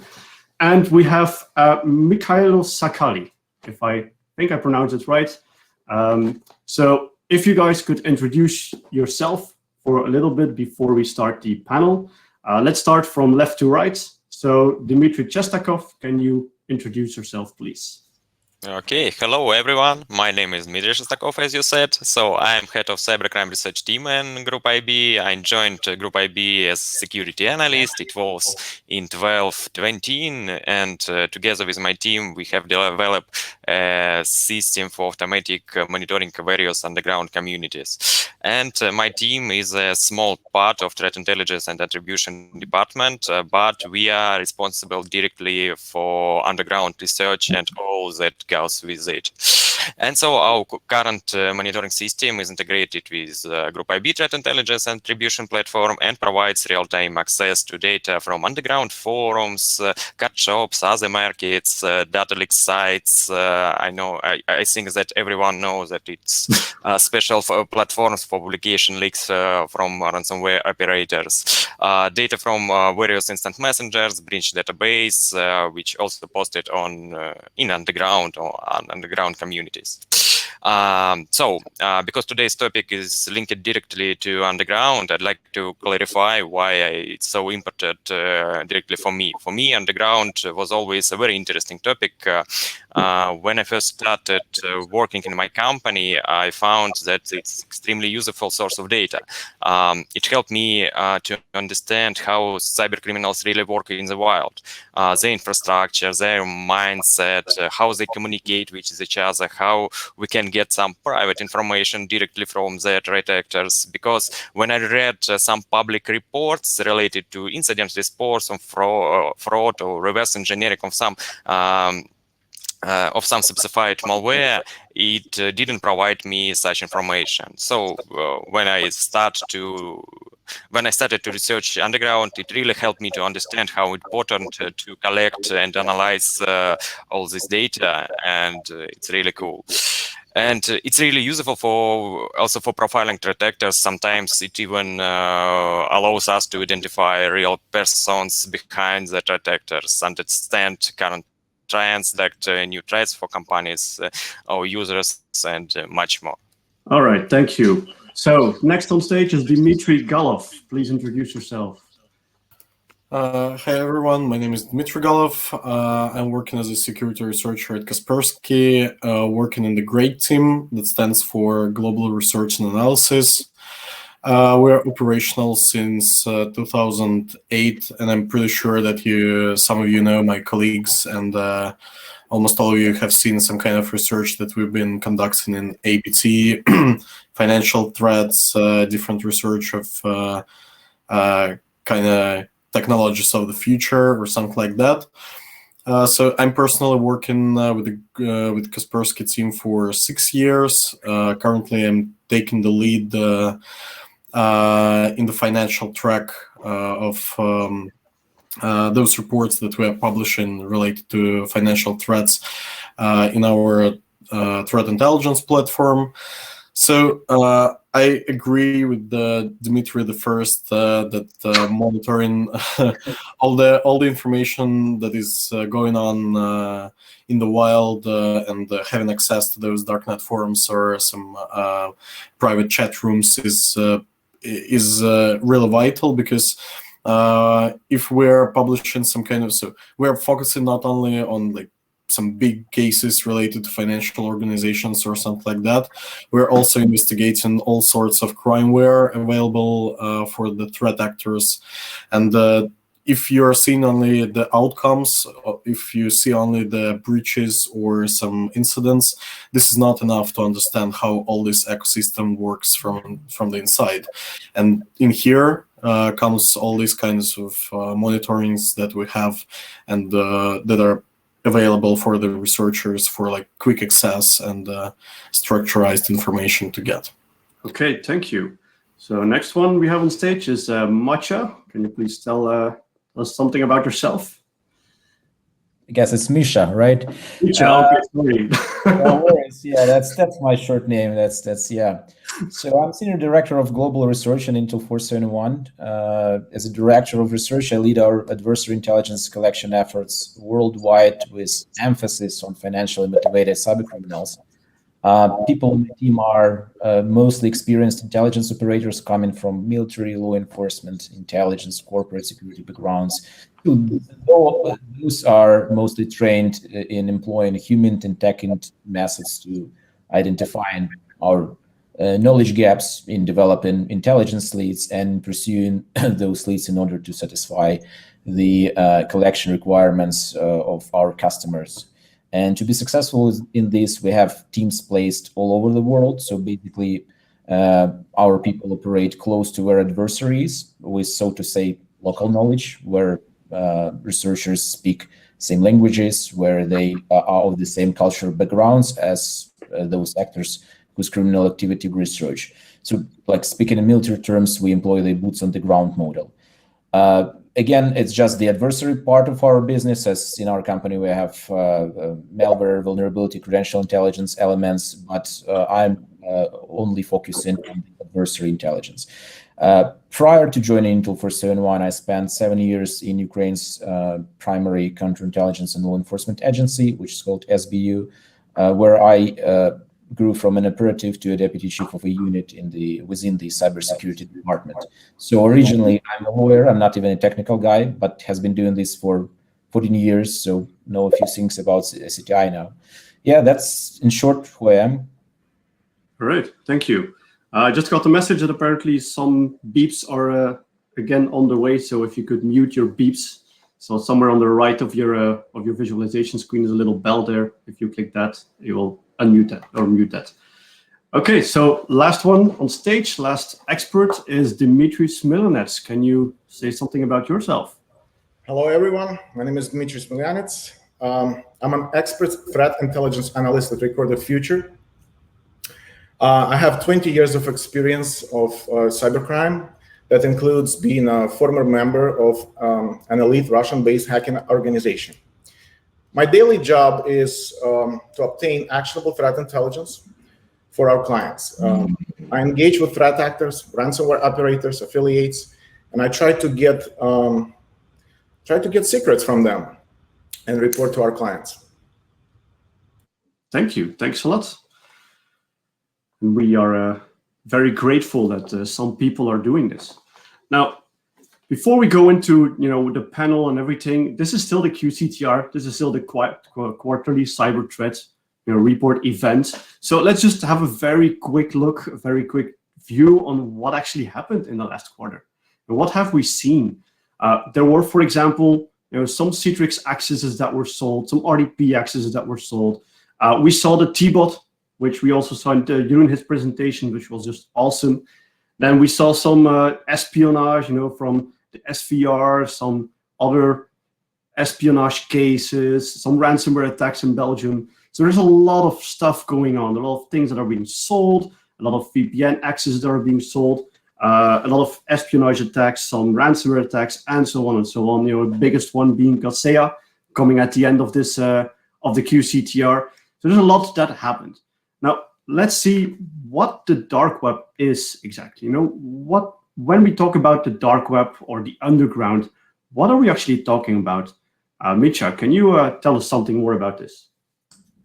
Sure. Well, in overall, this term deep and dark web, we are not big fans of that in Intel 471. We tend to think, in overall tend to think that talk of deep and dark web is a bit wrong and unhelpful because it's not that deep. It's not, we neither believe it's so dark.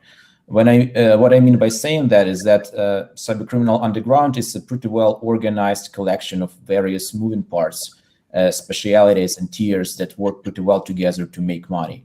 Therefore, when you have the right access, the right skills, some automated capabilities, underground can be mapped and contextualized and visualized, and it becomes not so deep and not so dark anymore to you. You start to understand it.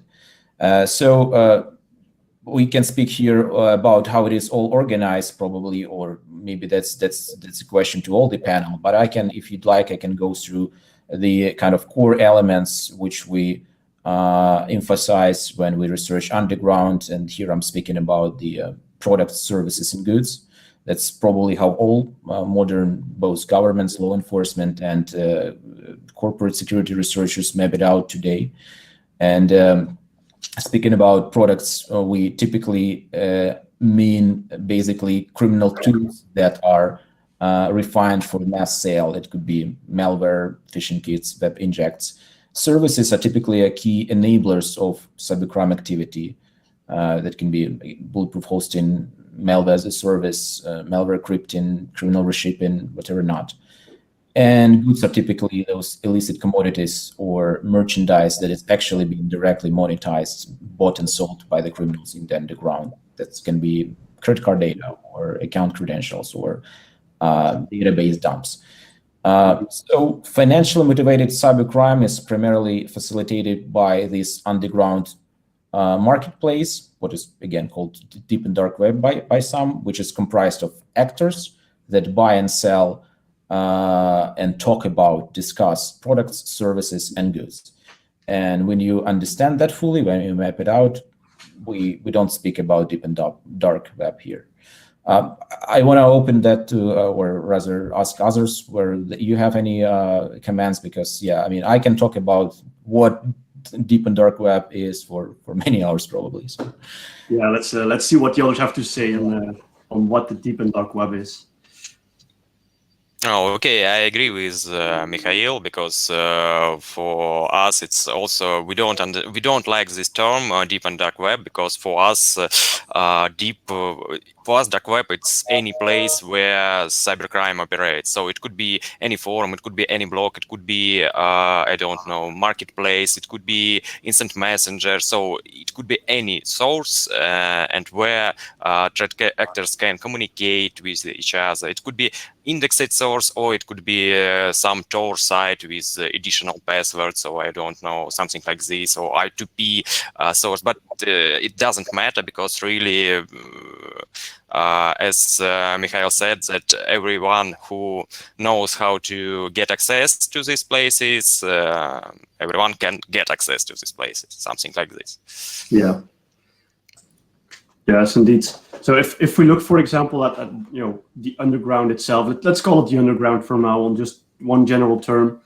If we look at the underground, now, what can we find? I already saw heard Mitchell talking about some credit cards or some malware that is being sold. But are there any services that are being sold to others, or how does it exactly work? What is being done there? What do you see? Maybe Dmitry Smilas? Well, yes, there was a great service that was sold on these platforms. It was called ransomware as a service. Fortunately for us, no more. Admins banned that kind of advertisements on forums, but it's still a service, and they still provide it to hundreds of hackers and affiliates.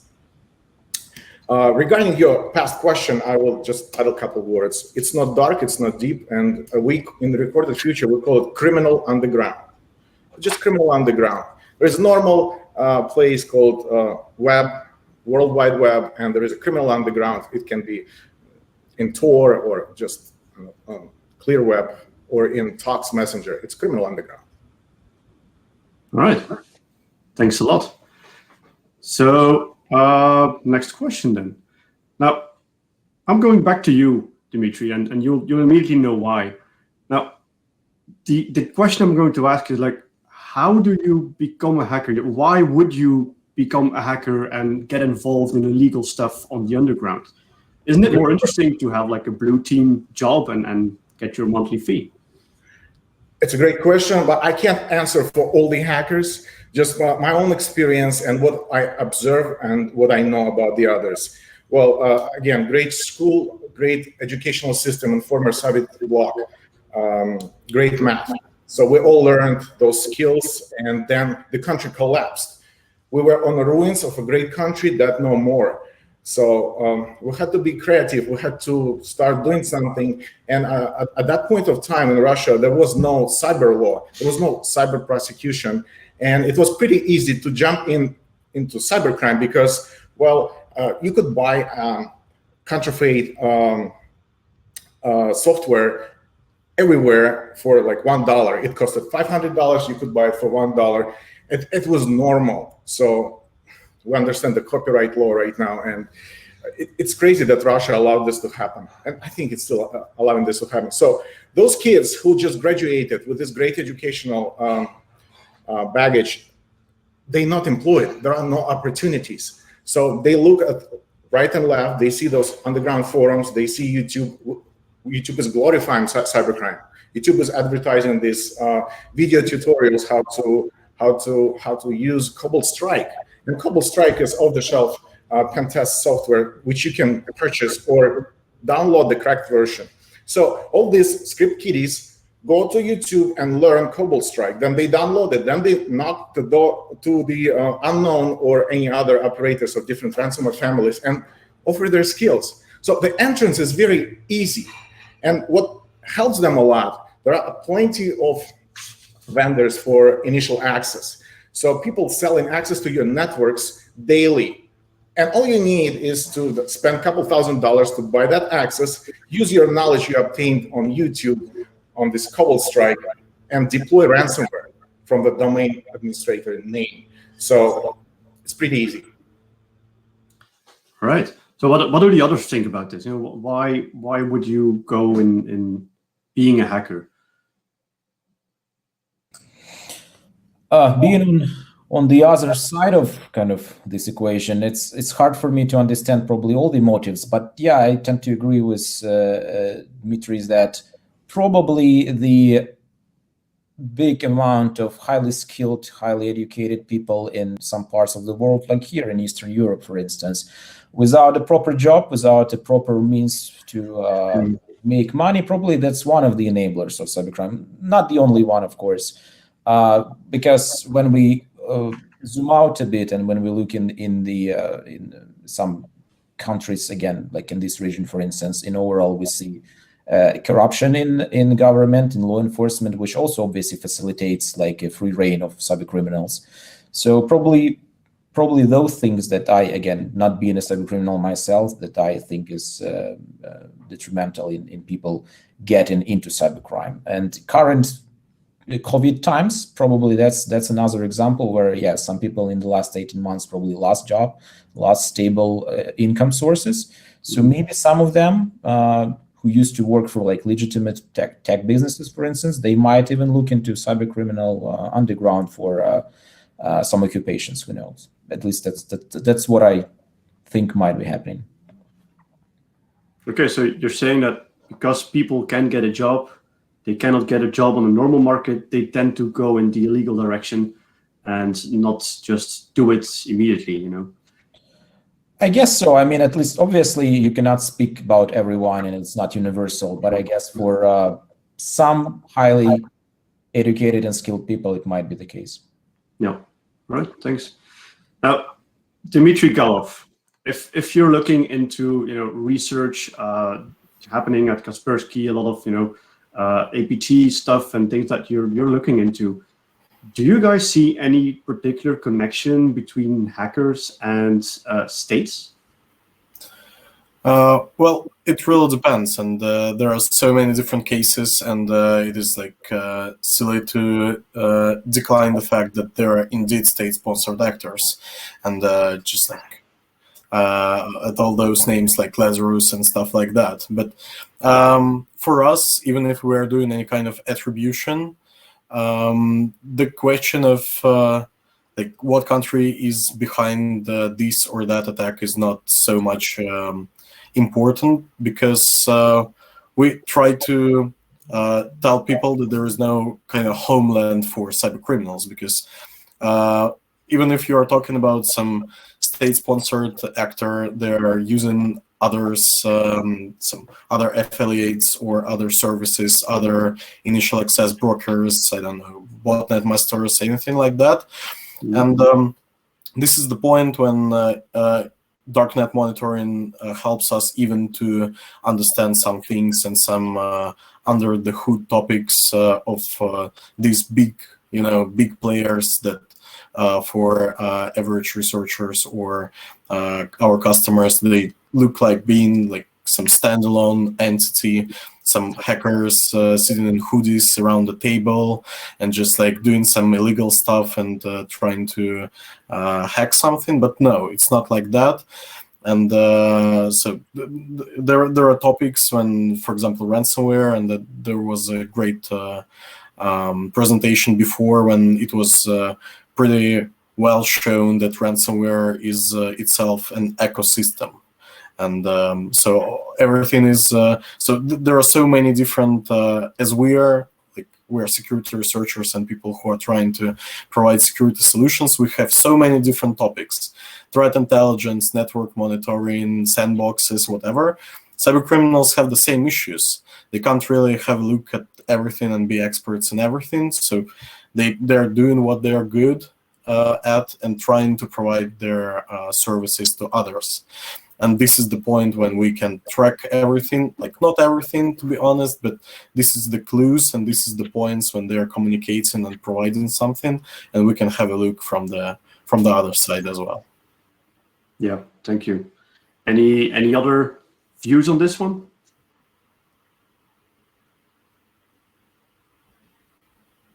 Not immediately. All right, thank you.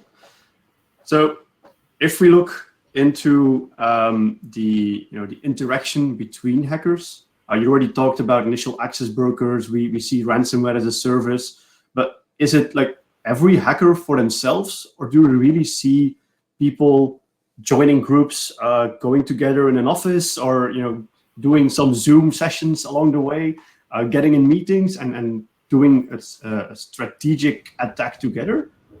Something that maybe we have seen with Weevil last week, or how do we see this? How can we look at this? Okay. Yeah, go ahead. Got it. Actually, it depends on situation. For example, some first contacts can be found on forums or instant messengers, because at present there are many old forums which have a lot of famous guys who specialize in some specific areas. I don't know, for example, ransomware, some initial brokers, I don't know, phishing if you need it. And so new hackers can easily find them and offer them their services or get their services from them. But for example, there are some standard, if you are talking about ransomware affiliate program, most of them had public advertisement on underground forums where they're looking for some partners. And so as initial brokers or some pen testers decided to participate in this program. And so after that, there was some collaboration between them. And after some cybercrimes found each other, they communicate via some encrypted channels. For example, I think that the old and the gold standard for most of threat actors, it's this Jabber with OTR. And as I know that, for example, advanced hackers don't trust instant messengers like Telegram, for example. All right. That's very true. I mean, we still see forums as Dimitri just said, as initial meeting point for hackers, but all sensitive and further communications, they are done through peer-to-peer, like direct methods through, Jabber or anything else. It also very dependent on the region here, and we think that Eastern Europe is probably the most target-rich, the most sophisticated cybercrime environment. In other regions, people criminals, I would say, actors might be using, instant messengers. In China, it might be QQ or something like that. Discord is pretty popular. But yes, the most sophisticated groups, they are mostly using probably their own means of communication, their own Jabber servers. And we're seeing that a lot. You also mentioned about like Zoom calls, about like working from office. Obviously, that's not the case, but I do remember times where underground was like rather decentralized and non-organized structure, but those days are gone. So what we are doing here in legitimate business, like doing right now, talking to each other, going to offices, we're seeing elements, I would say key elements of this legitimate business or enterprise model in major cyber criminal groups right now. We basically can speak about kind of HR departments with some background, reputational checks, with references asked from new members, new affiliates, if we speak about affiliate programs, for instance. Test assignments are issued to candidates. There is kind of a support desk. There is a DevOps staff that is looking for their infrastructure. And basically on the tier of that all, there are like literally like financial directors, executive board. So for literally for major cyber criminal groups, we're seeing they're very much like the enterprise, like legal enterprise today. And when sometimes things go wrong, they even have legal department with some counselors specifically represented in cyber criminals in courts in different parts of the world. So that's very important to observe. Yeah, we've seen a special case in Belgium where. If I could add a couple words, just go ahead. This crime is very well organized. You'll be surprised how well they are organized. Like top-tier ransomware groups have dozens and hundreds of employees, affiliates, and not just. They have coders. They have managers who supervise those coders, and etc. etc. Their enterprise, criminal enterprise, is huge and super well organized. But would you say they are more organized than companies we see, in our environment, in the legal environment, where we see things not being patched or stuff like that, things that are like 2 years old and haven't been patched yet. Do we see that also in the criminal underground, or is that? Yes, sometimes they're sloppy. They're getting sloppier as soon as they make money. So after first $1 million, they buy that Lamborghini or fancy Audi or BMW, and they relax. They exhale. They start making mistakes. And here we are, three Dmitris and Misha, constantly watching, hunting them down. Yeah. All right, cool. Now, I do have already a bunch of questions from the public, so let's just take a couple of them and see where we're going. A first one is a bit of a longer one, and I'll put two of them together. So, as the Russian OSINT Telegram channel pointed out yesterday, there is no evidence that Revil is based in Russia, only that it is Russian-speaking. So the group could be from any CIS country. And follow-up, Biden is coming under pressure to get Putin to do something about cybercrime groups from Russia, in particular Revil. Now, do you think that Putin can or will do anything, knowing that it's possible that they are not from Russia? If you let me answer this question, yes, I believe that Mr. Putin is the person who can stop these ransomware attacks pretty quick. I believe that special services in Russia have enough tools and knowledge. They mapped all these ransomware operators and affiliates, and in a matter of weeks, they can stop this from happening. It's kind of beneficial for them. This group's not attacking Russia, and they're not attacking former Soviet bloc countries as well. So there is nothing to prosecute them for in homeland, and that's why those guys feel safe. They feel like they kind of protected by the law, because the law is not prosecuting them for the attacks against the United States and the West. All right, thank you. Well, yeah, so I think that I can add a couple words about that, because this is like the thing that we're trying to tell people all the time, because just think about if someone is talking English on some underground forum, no one ever says that this is England behind this attack, And when it comes to Russia, it is okay. There should be some people inside our evil group who are speaking Russian and who are aware of all those Russian thinking and all those tricky questions to the affiliates when they're trying to check out that partners are not undercover FBI agents or something like that. I don't know, but so that doesn't mean that it relates to the country itself. But at the same time, like collaboration between countries is inevitable in a way, so in technological way, because helping law enforcement agencies and like collaborating with them is at least like the only option to move this from the dead point, Yeah, it is. Thank you. All right. We have a question. I don't know if anyone can answer this one. How many Tor nodes don't capture DNS requests? Anyone here? I wouldn't know that. Yeah, I'm not sure about what specifically is meant here, really. Okay, so maybe you can re-ask your question with a bit more detail. Thank you. I think he's asking how many Tor nodes are being watched by special services. More than a half. Yes, we're watching you.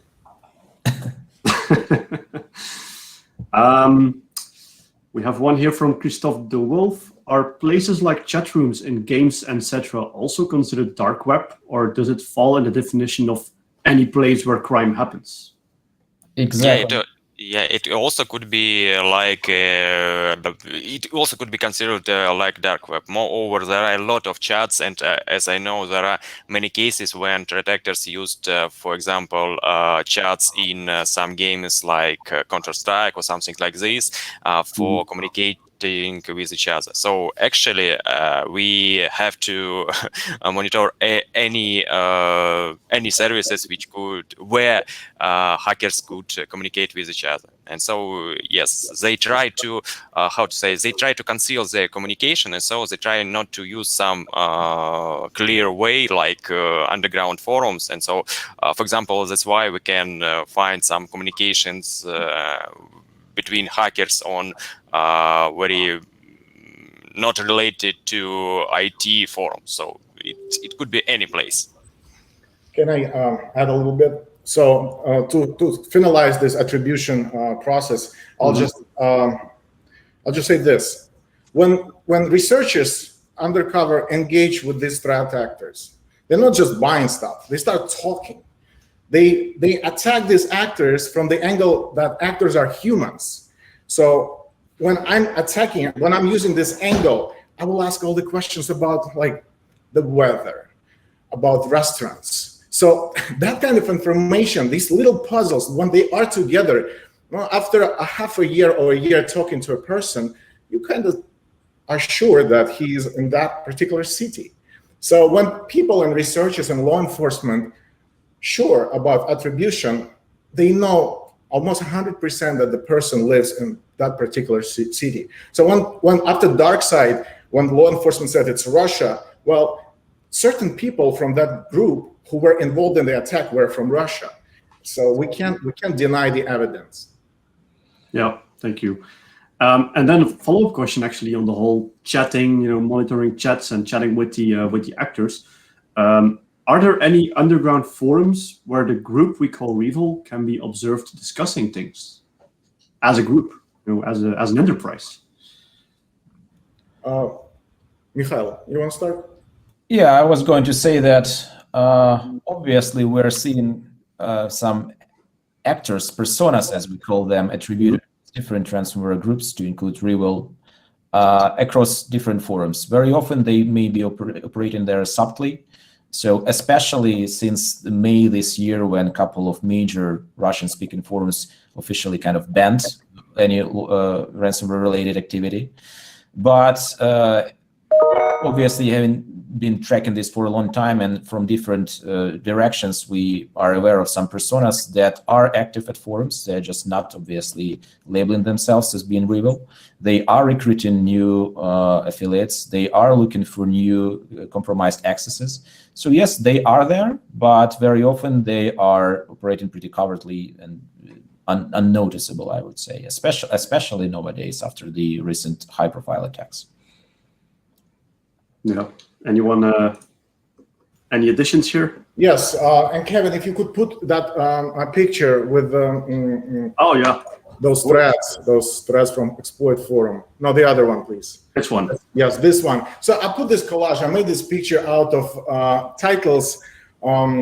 People advertise a lot of things on Exploit Forum. These guys, these particular guys, are ransomware affiliates. They belong to different ransomware families. Some of them kind of participate in 2, sometimes in 3 families together at the same time. So these guys sitting on forums openly and buying your access. So and the thing is, once they started advertising buying accesses, we lost visibility of what's being sold. And that's a great issue because now we don't see, because the seller comes to them directly and they communicate directly via jobbers or text messengers. So these are guys from the ransomware families. These are affiliates, some of them operators. Look at them.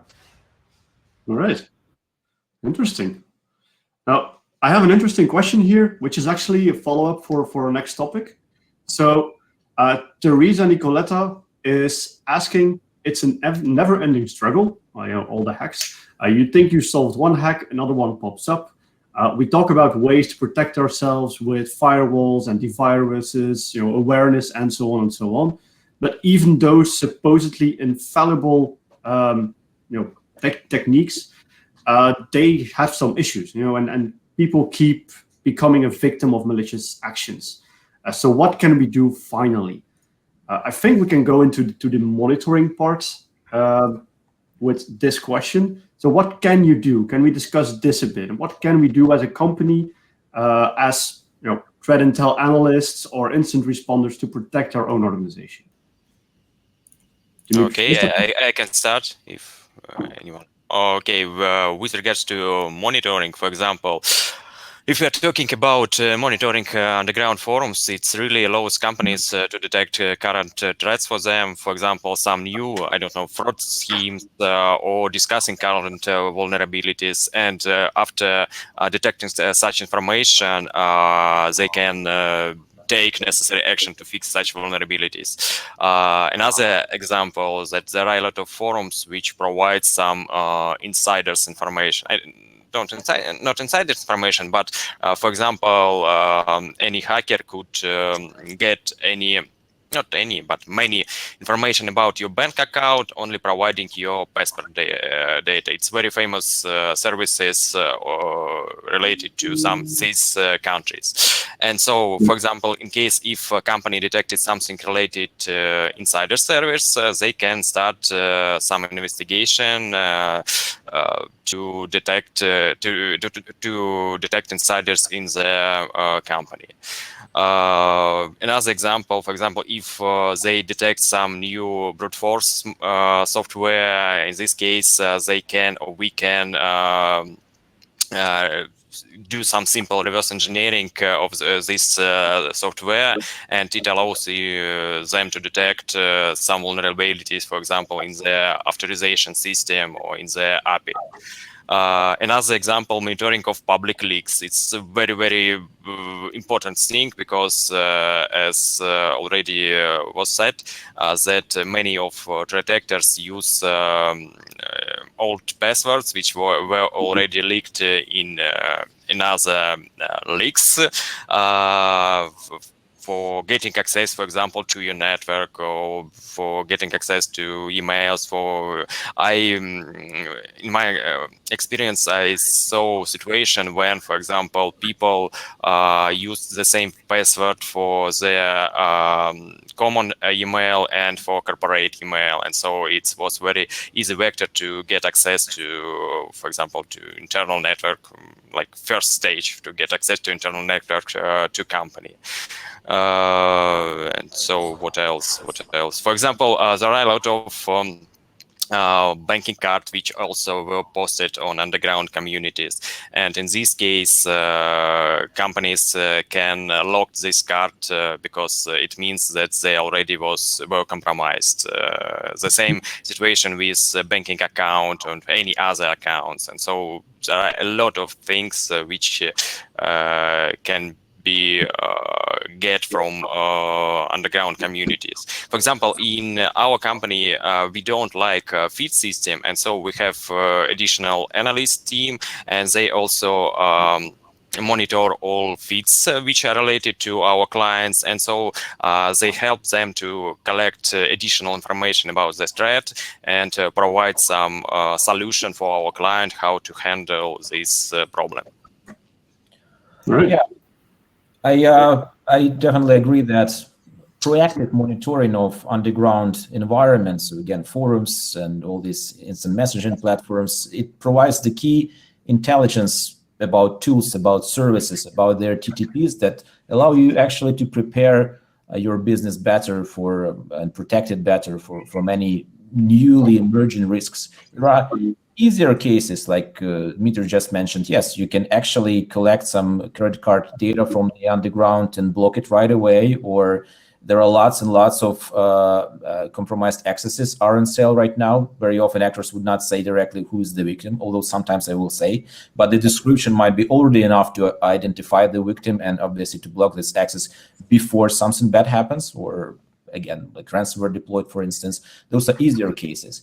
But also, if you track more complicated cases like new pieces of malware, new vulnerabilities being discovered, merged, sold, obviously you can also predict, okay, so this attack might become, this is the new feature, a new module of this banking bot that is just being developed, just started to be sold, so tomorrow we'll see it attacking our infrastructure, for instance. So proactive monitoring gives you all this intelligence, but what I want to say, and that's actually ties to the beginning of our panel today, is that obviously there are so many actors, so many services, so many activity in the underground that you need to focus on proper threats that are relevant and impactful to your specific business. And that's again why mapping out the underground is important, what I talked about earlier, but also applying tiering. So in our company, for instance, we kind of put all the services, all the products, all the commodities on different levels of sophistication and impactfulness.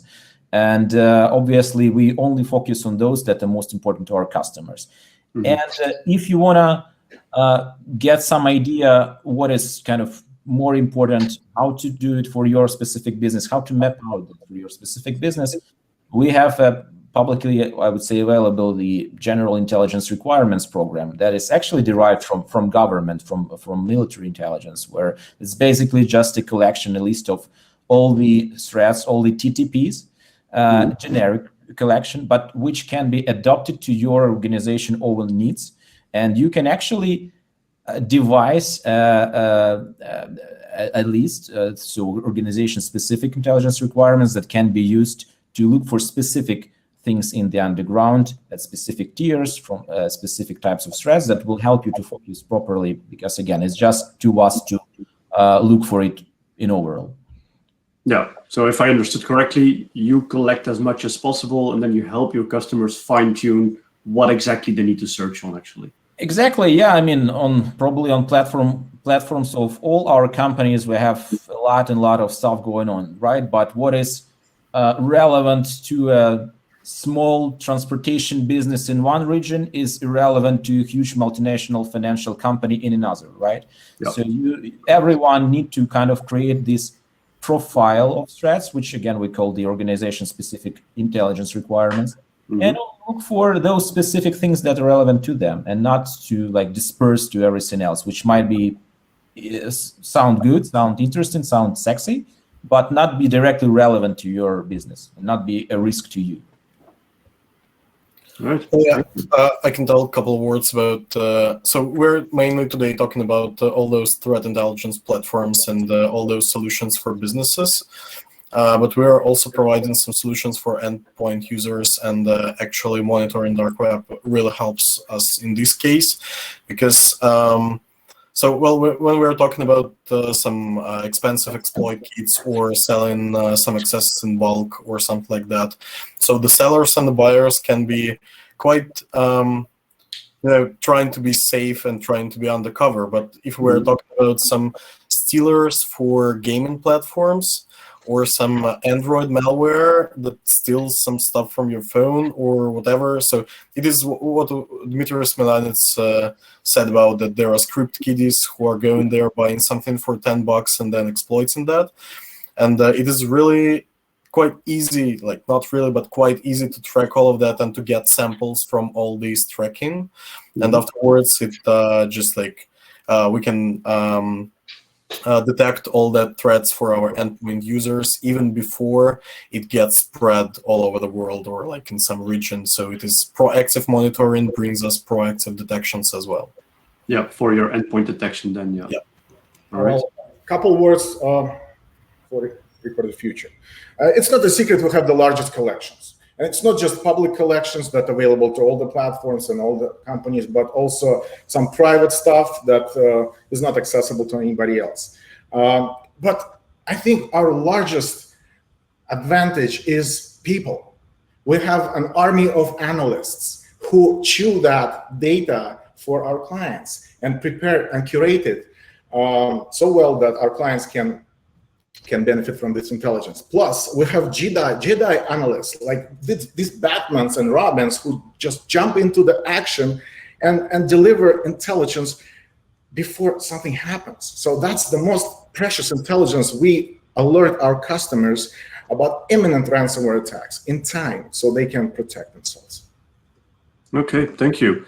Now I have one more question. I'd like to add, I agree with Dmitry, because I think that without analysts, it's very difficult to understand threats for clients. Because clients, when they see feed of some threats, they don't understand what to do with them. And so if you have analysts and you have analysts support for your services, it will be very cool. Okay, so get your own analyst or hire them at a certain company.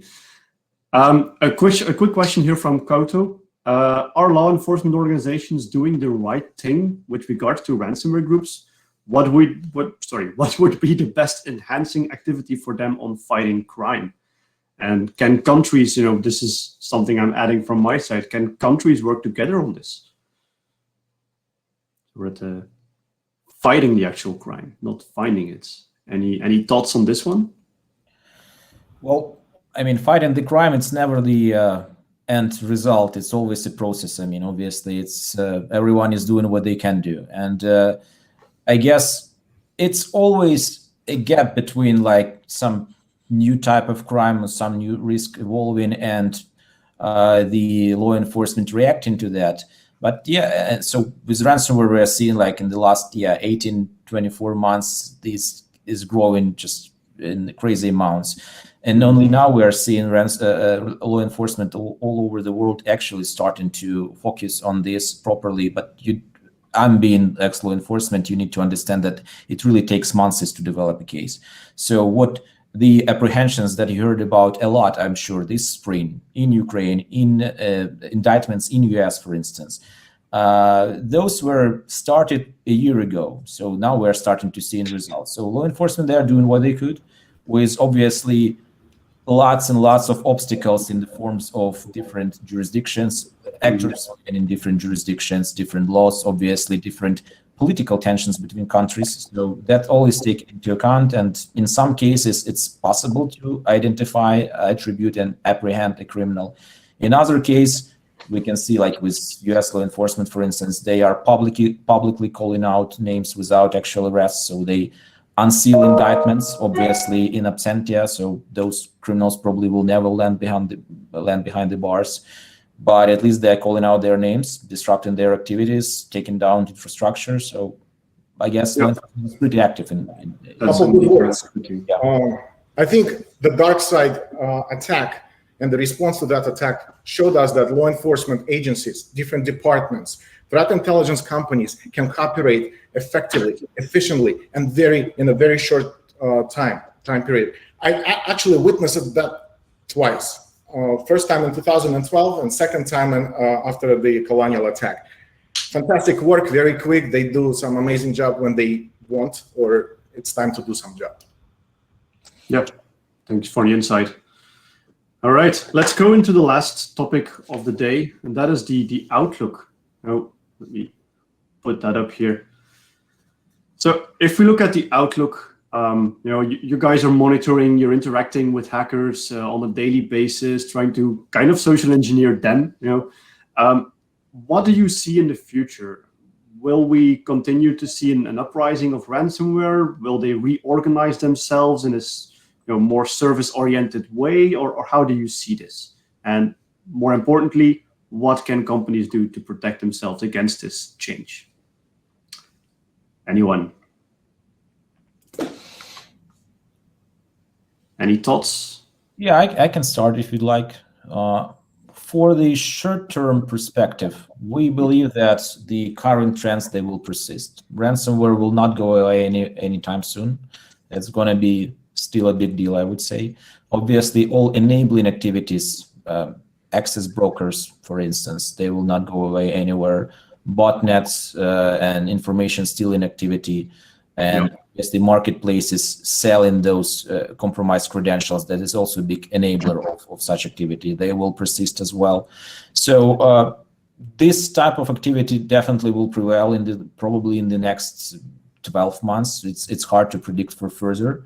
Obviously, when some part of underground receives such an impulse like ransomware, others may see some diminishment in activity. That's what we are seeing with credit card data brokers, for instance, and underground shops. Together with ransomware being on the rise, we're seeing that sales in compromised credit cards are going down somewhat. So probably all these trends that we're seeing now, they will persist. Yeah, that's at least the initial kind of scope and understanding that we have. Okay, thank you. Any other thoughts on this one? Yeah, I agree with Michal. I think that they will persist. About ransomware, I want to give Russia a couple more weeks just to see their response, their reaction, because it may change dramatically in a matter of days. I feel like the criminal ecosystem will be developing, will be growing, and they will find new ways to communicate with each other. They'll create new platforms to hang out together, to share, to sell data, to to exchange accesses, something that we see on forums, exploit, XSS, but more automated. Something is coming. Well, yeah, I in general agree with that, but so the case with ransomware and they're being banned on like we can say general purpose forums can lead to the thing that still they have to get this initial new people, and that means that they will develop some kind of just specific forums for maybe ransomware, maybe for informational, so general access or whatever. So we still see that right now, and they have always existed, but I think that there can be a bit shift between, so from general purpose forums to specifically related to some kind of general topics. Yeah, for job offers actually then. Yeah. What we are observing, not only in this case, but in many cases when some gap arises, like in this case, some forums banning ransomware activity, others are trying to fill that gap quickly. I remember when XSS and Exploit banned that the same week, I guess, Qctr, English-speaking forum, actually publicly kind of announced, okay, ransomware is welcome here. So yeah, those gaps are not remain gaps for too long, I would say. And also from some insights, we know that even at those primary Russian-speaking forums, they kind of banned public activity, but behind the curtains, they say, okay, obviously they will still operate here. They will keep recruiting their new affiliates. Just don't brag with that. Don't say that's for ransomware use. So that's just more covered, but still going on there. So yeah, we'll see how it changes. Yep. Okay. Yeah, cool. it's really processed via private messages on forums. So yeah, it really works. It continually works. And with regards to some outlook, I think that we will see increasing collaboration between maybe ransomware group and initial brokers. Because, for example, when we research this collaboration, we detected that, for example, I think that everyone who monitor underground detected some increase of initial brokers offers, I think 2 years ago, 3 years ago, after FX MSP case. And so if you try to connect it with some new services, I mean ransomware affiliate services, so they also appeared in the same time. And so I think that because of this collaboration, initial brokerage services will be very popular on underground communities. And so I think that it will be very good image of collaboration in underground, because we see in many topics when ransomware operators wrote in some auction on Exploiting, for example, where somebody sell access to some huge company. And so it's a real collaboration, and I think this collaboration, some similar type of collaboration will increase. And another one about general outlook, I think that old forum approach will disappear little by little. Old hackers who already start activities on forums already found themselves and got most necessary contacts. And all of them, I think they understood that all underground communities are under monitoring. And so most likely they will stop their public activities. But actually, at present, we detected new generation of hackers who have grown up and who started to communicate in Discord, Telegram, and they don't think about anything. And for example, we detected in Telegram public chats that they described their real attack on some company, because they don't think that it's like Russian forums, I think 10 or 12 years ago, something like this. Yeah, so really bad OPSEC, actually. What I can tell you that it's really hard to predict such things. I do remember like a decade ago, we had a fear that forums might go away and there will be less opportunity for us to collect information. Like when some big forum is being shut down, then again, that's the fear that, okay, now everyone will be scared to be on forums. But everyone for decades, they realized that law enforcement is on the forums. We, cybersecurity resources, we are at the forums. And still they persist, they remain. So very hard to predict what will happen. Yeah. But yeah, hopefully not much will change. What I can tell you, it's already harder to engage with actors after some like public revelations. The more this activity becomes public, the harder it is to do our job for us. So hopefully it will not become even more harder, hopefully. Well, I must say thanks a lot, everyone, for the discussions that we just had. The hour is already over, it seems. Pedro just popped in here. The questions, we went, thank you, spasiba, danke, and so on and so on. Next Qctr event for Q3 of 2021 is on the 14th of October. We'll see if we can do it online or offline. It depends, but for the people who can come, that will be it. Next thing, key exploited vulnerabilities. Just take a screenshot of this. Make sure you patch these. And also you can find these vulnerabilities and advisories for them on our website, cert.be. And that's it. That's it for today. So thanks a lot again for listening. Thanks for our 4 experts for joining. And please, guys, if you come to Belgium, let us know and we can have a good beer in Belgium. Thanks, guys. Absolutely. Thank you. Thank you. Thank you. Thanks a lot. Okay, thank you, everybody. Thank you, Kevin, for moderating this great expert talk. I think that a lot of people have learned a lot new stuff today, and that's always the goal. So. That's always the goal of this expert panel. But yeah, very happy to have those 4 experts and the expert panel. It was really I enjoyed it. Okay, we are ready to have a second break. I think after 1 hour listening to so much information that you can use 10 minutes. I would like to see you all back in 10 minutes. That means 20 minutes past 4 for the next topic on the agenda, which is the Hafnium case. See you then. Thank you. See you then.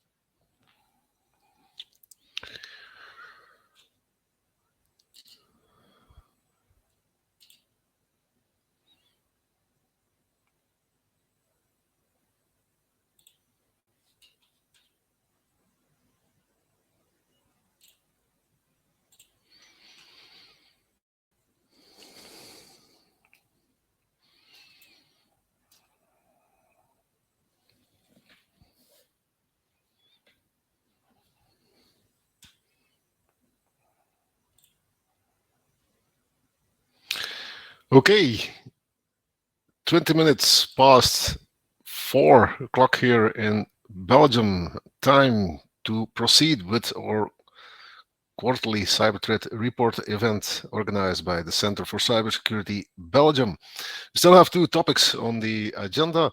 First, we have 2 researchers from Microsoft who are going to tell us all about Hafnium 0 Days and Microsoft Exchange. The names are Dan Filton and Tom Finney. They will start just after the break. And then we hope that we can have Kaseya online represented by Roman Kirby. And we hope to end around 25 minutes past 5. May I kindly ask Dan and Tom on stage, please?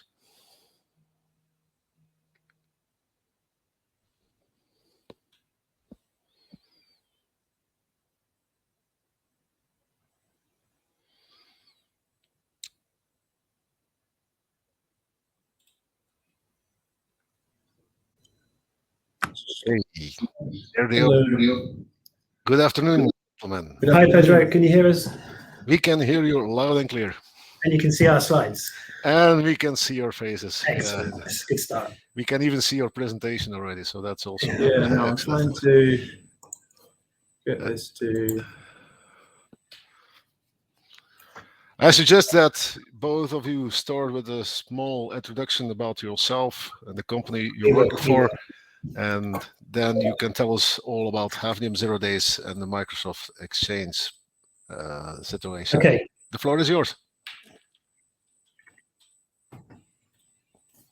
Sorry about this. Small technical difficulties. Can you still hear us? Come on. I think so, yeah. Oh, no, we're still here. Sorry about this, gentlemen. Sound is okay for you? Okay, great stuff. Let me just dive back in here then. Fantastic. Okay, we'll get going. I'm Tom Finney. This is Dan Fitton. We are sitting a metre apart as per UK law. And we're here to talk about Hafnium 0 Days and Microsoft Exchange. Dan, do you want to flick on? So Dan's a threat intelligence analyst with Mystic. He's been tracking nation-state threat actors with us for 5 years. I'm a threat intelligence manager, so I manage these experts who do the tracking, and I've worked in various different cybersecurity intelligence roles over my life. This one. So what we're going to cover is we're going to give you a quick introduction to the Mystic threat intelligence team. I think it seems to be little known about what we do and who we are, so I just wanted to cover that to add some context to the actual story of our tracking of Hafnium. Then we'll give you a bit of background about Hafnium, the threat group that was responsible for the 0 Day Exchange exploitation. So we'll look at their activity before this year, and then we'll talk about the incident this year when they started using these Exchange 0 Days. Then we'll cover a bit about the proliferation of these 0 Days and these exploits, and then the response to that, and we'll finish with some conclusions and takeaways, which you may or may not find useful. So let's start with an introduction to the Mystic threat intelligence team. So the threat intelligence team that Dan and I are a member of is part of Microsoft Threat Intelligence Center. And this is a threat intelligence organization that exists in Microsoft to provide services to Microsoft and its customers. I thought it'd be useful to contrast what Mystic does and what it doesn't do, because we're similar in a lot of ways to lots of other threat intelligence teams in large enterprises, and we're a little bit different as well. So what we are is we're a threat intelligence team for a very large enterprise. We've got just shy of 150,000 employees, and we provide them through SOCs and through their security security staff and defenders threat intelligence that helps protect Microsoft and its employees against threat activity.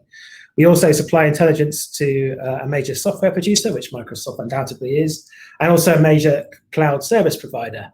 Microsoft is also a very large provider of security solutions, and RTI, threat intelligence, feeds those solutions to make them better at detecting threats. And also Microsoft does have a very large and active incident response practice, and we back them up with intelligence. But what Mystic is not, it's not a commercial TI provider like CrowdStrike or FireEye, so we don't have TI customers that consume our threat intelligence in a raw form.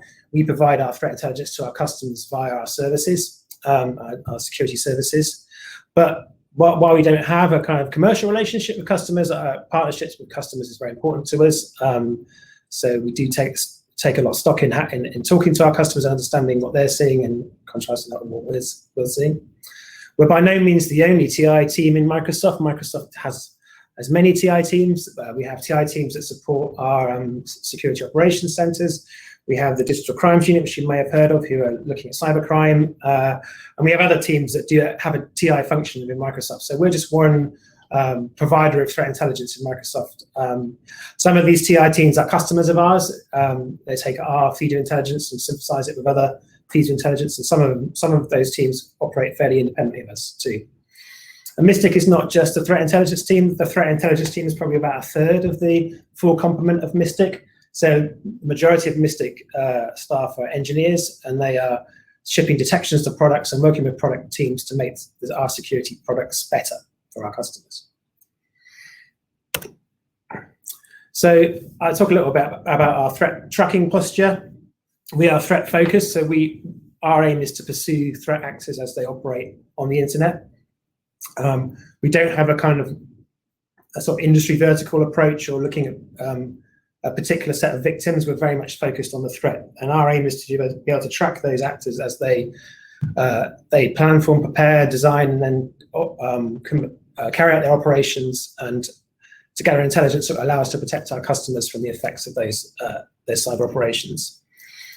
Historically, we only tracked nation-state threats, but in the past 12 to 18 months, we've really ramped up a capability tracking the sort of sophisticated end of human-operated ransomware groups, which are very prevalent at the moment. And we track both those groups in exactly the same way. We have the same approach to attacking a nation-state threat as we do to a criminal group.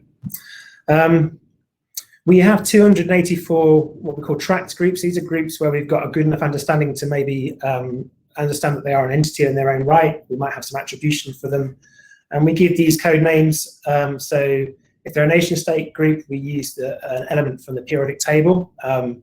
That seemed like a good idea at the start, but we're starting to run out of elements now. And then if they're a crime group, we use the name of a volcano, which also seemed like a good idea, unless you tried to pronounce an Icelandic volcano name. Of those 284, we have 89 or so of those prioritized, and this means that we're actually actively tracking those and investigating those groups. And we prioritize the groups, number of factors, their capabilities, their threat to Microsoft, their threat to Microsoft customers. We have a matrix we use to try and decide how the prioritization should work.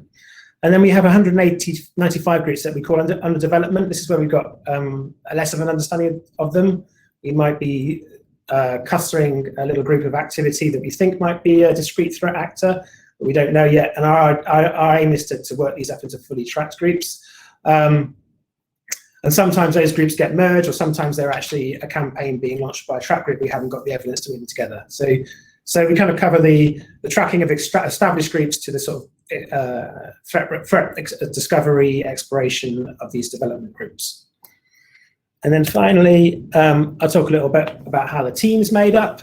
So we have three main roles. We have threat analysts, and their job is to synthesize internal telemetry and telemetry we get from partners or from third-party suppliers, and incoming intelligence and tips, and track these threats. So they're responsible for the actual day-to-day tracking of these threat actors. We have a strong reverse engineering team, and they do what all reverse engineers do. They understand, they reverse engineer and understand how malware works, its capabilities, and also they're responsible for writing signatures that we can deploy to some of our security products as well. And then finally, we have a small cadre of what we call context analysts. These are people who have previously worked in sort of strategic or geopolitical analysis. So they have a good understanding of the context that the threat actors we track are working in. And their aim is to put the activity we see into context and then try and explain why it might be happening and why a particular group is targeting a particular victim. We tried to develop an understanding of the malware and the TTPs that threat actors use. We used the MITRE attack framework to illustrate the TTPs that threat actors use. We also try to understand targeting and motives. So that's quite a number of our customers internally are interested in why a threat actor is doing a particular thing, what's motivating it. And then our output in terms of protecting customers is through our products. So we have a very close working relationship with our security product teams, and we directly apply our intelligence output into those products to protect our customers.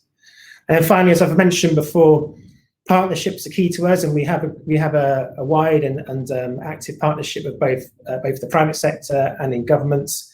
And that allows us to share intelligence with them and better track and disrupt these threat actors.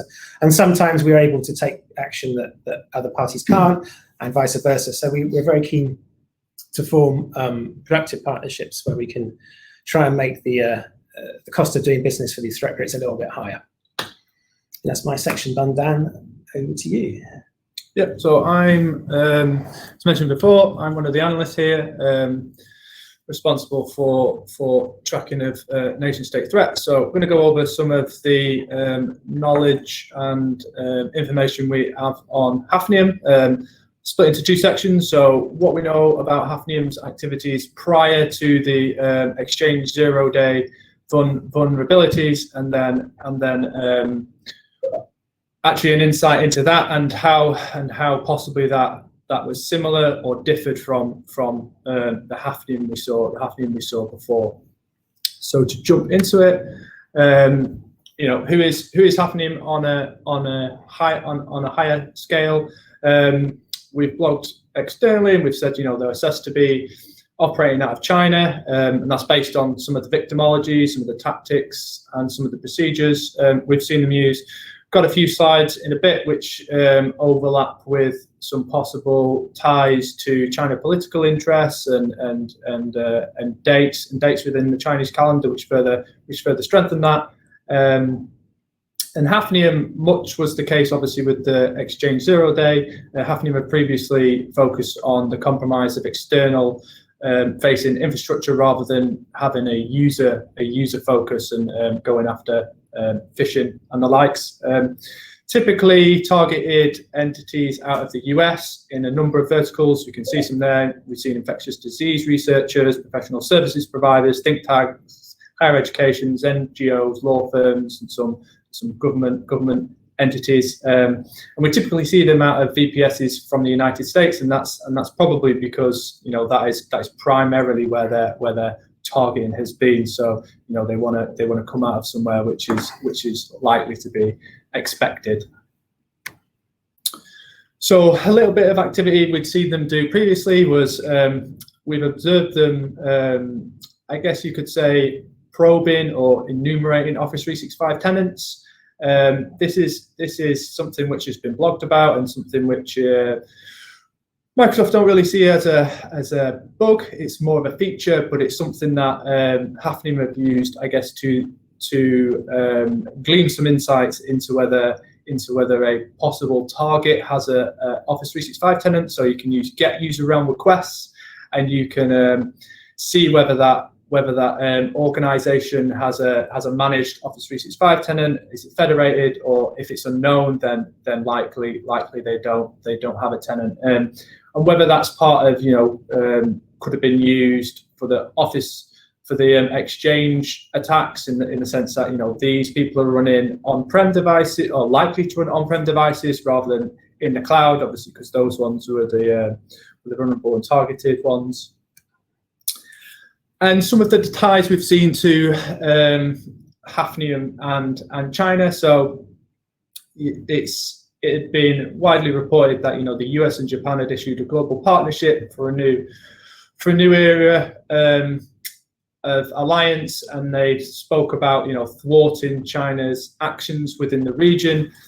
And following this, we'd seen an uptick in Hafnium actors, you know, interested within entities within that region, you know, specifically creating email accounts which you could assess might be used in spear phishing attacks and the likes. But yeah, that was just another link into how Hafnium may well be linked to the Chinese government.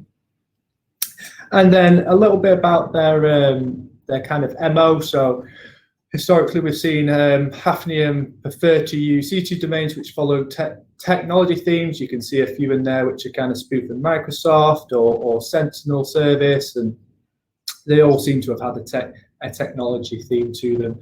And then is kind of another theme is kind of the usage of off-the-shelf or shared tooling. So we've observed them use Covenant as a framework for command and control, and then a lot of other tools you can get from GitHub. So there's one we've seen used which is called MegaCMD, which is basically used to exfiltrate data from a victim network. It's a small script which basically allows you to upload files to a Mega account. So yeah, it just uses JSON as a configuration. Typically seen them using file names which follow the same structure, and so you can see there's normally a short name, and then four numbers in 7-zip.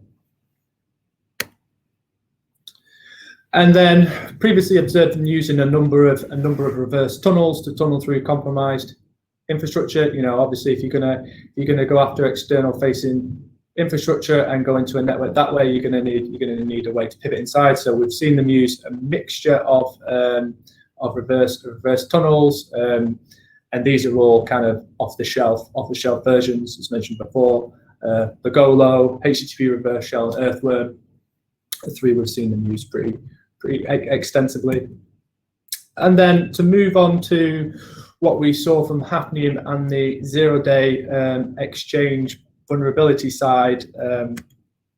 Obviously, I'm sure everybody's very, very familiar with what happened here, given the breadth and extent of this. There was multiple zero-day exploits being used to attack on-premise versions of Microsoft Exchange Server, enabled access to email accounts, allowed installation of additional malware, and obviously facilitate long-term access to victim environments. And obviously, because the use of Exchange is so prevalent, then yeah, it was quite a wide-reaching attack.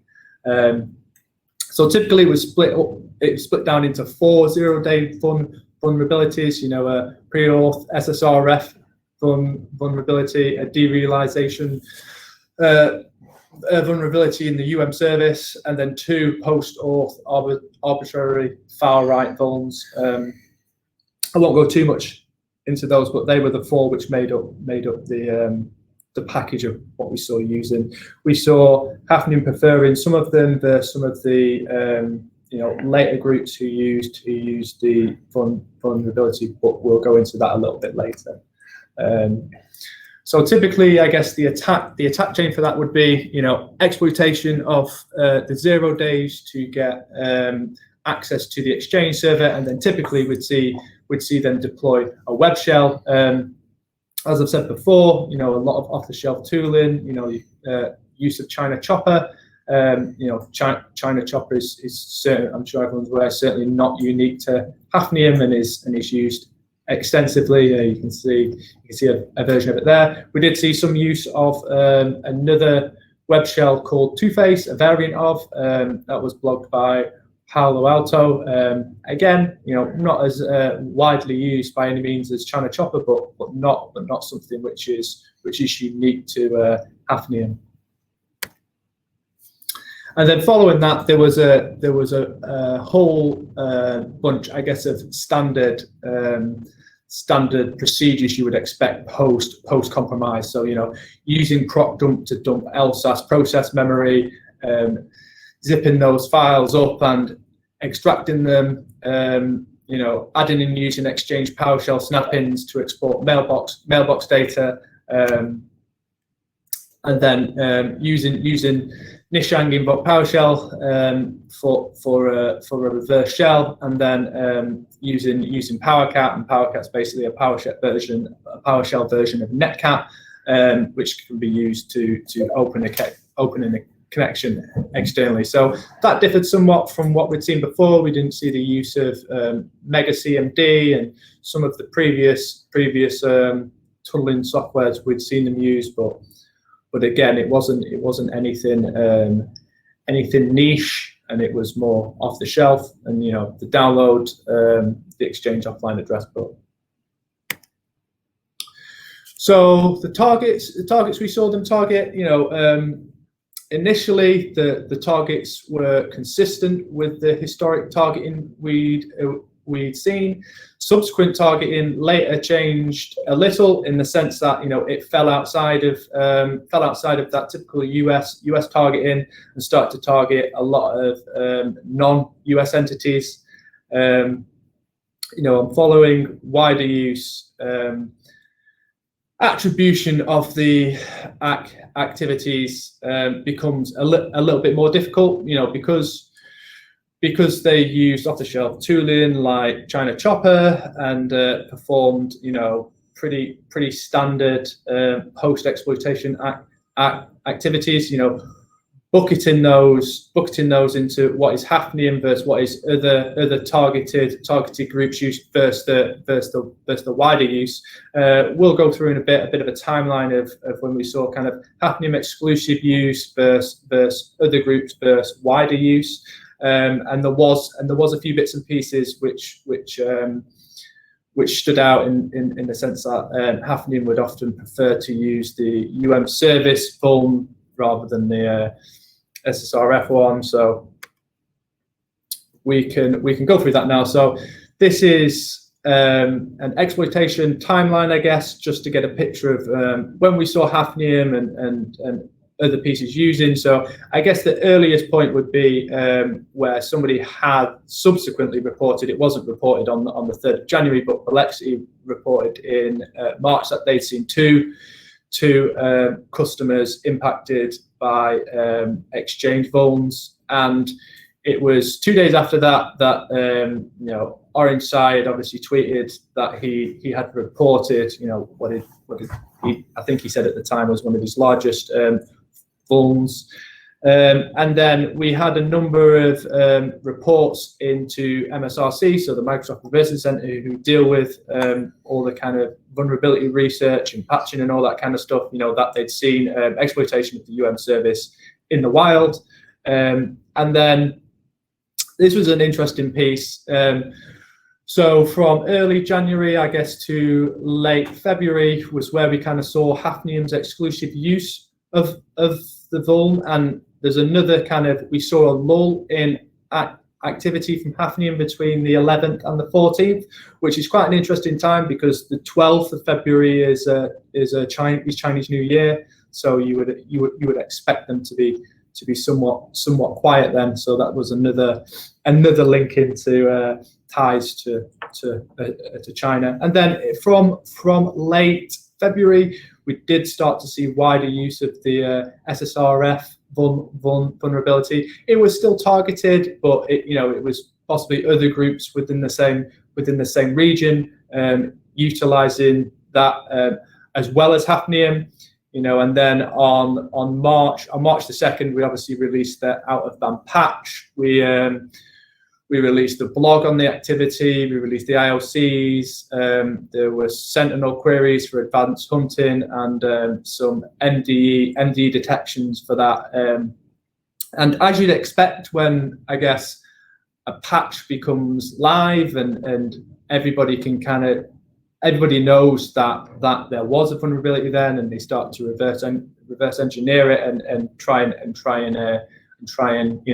make use of that. We start to see much wider exploitation of those vulns across a number of victims, and that's why Microsoft kind of stepped up its response. So from the release of the patch, we tried to release some mitigation steps. I believe there was a PowerShell script at first to try and mitigate it, for those who couldn't patch the update, because there was some difficulties with servers which were out of date by multiple patches. They had to basically go through the process of doing those. So there was some guidance and updates on how to do that, and then On the 15th, released a one-click exchange mitigation tool, and then a little later, that was kind of rolled into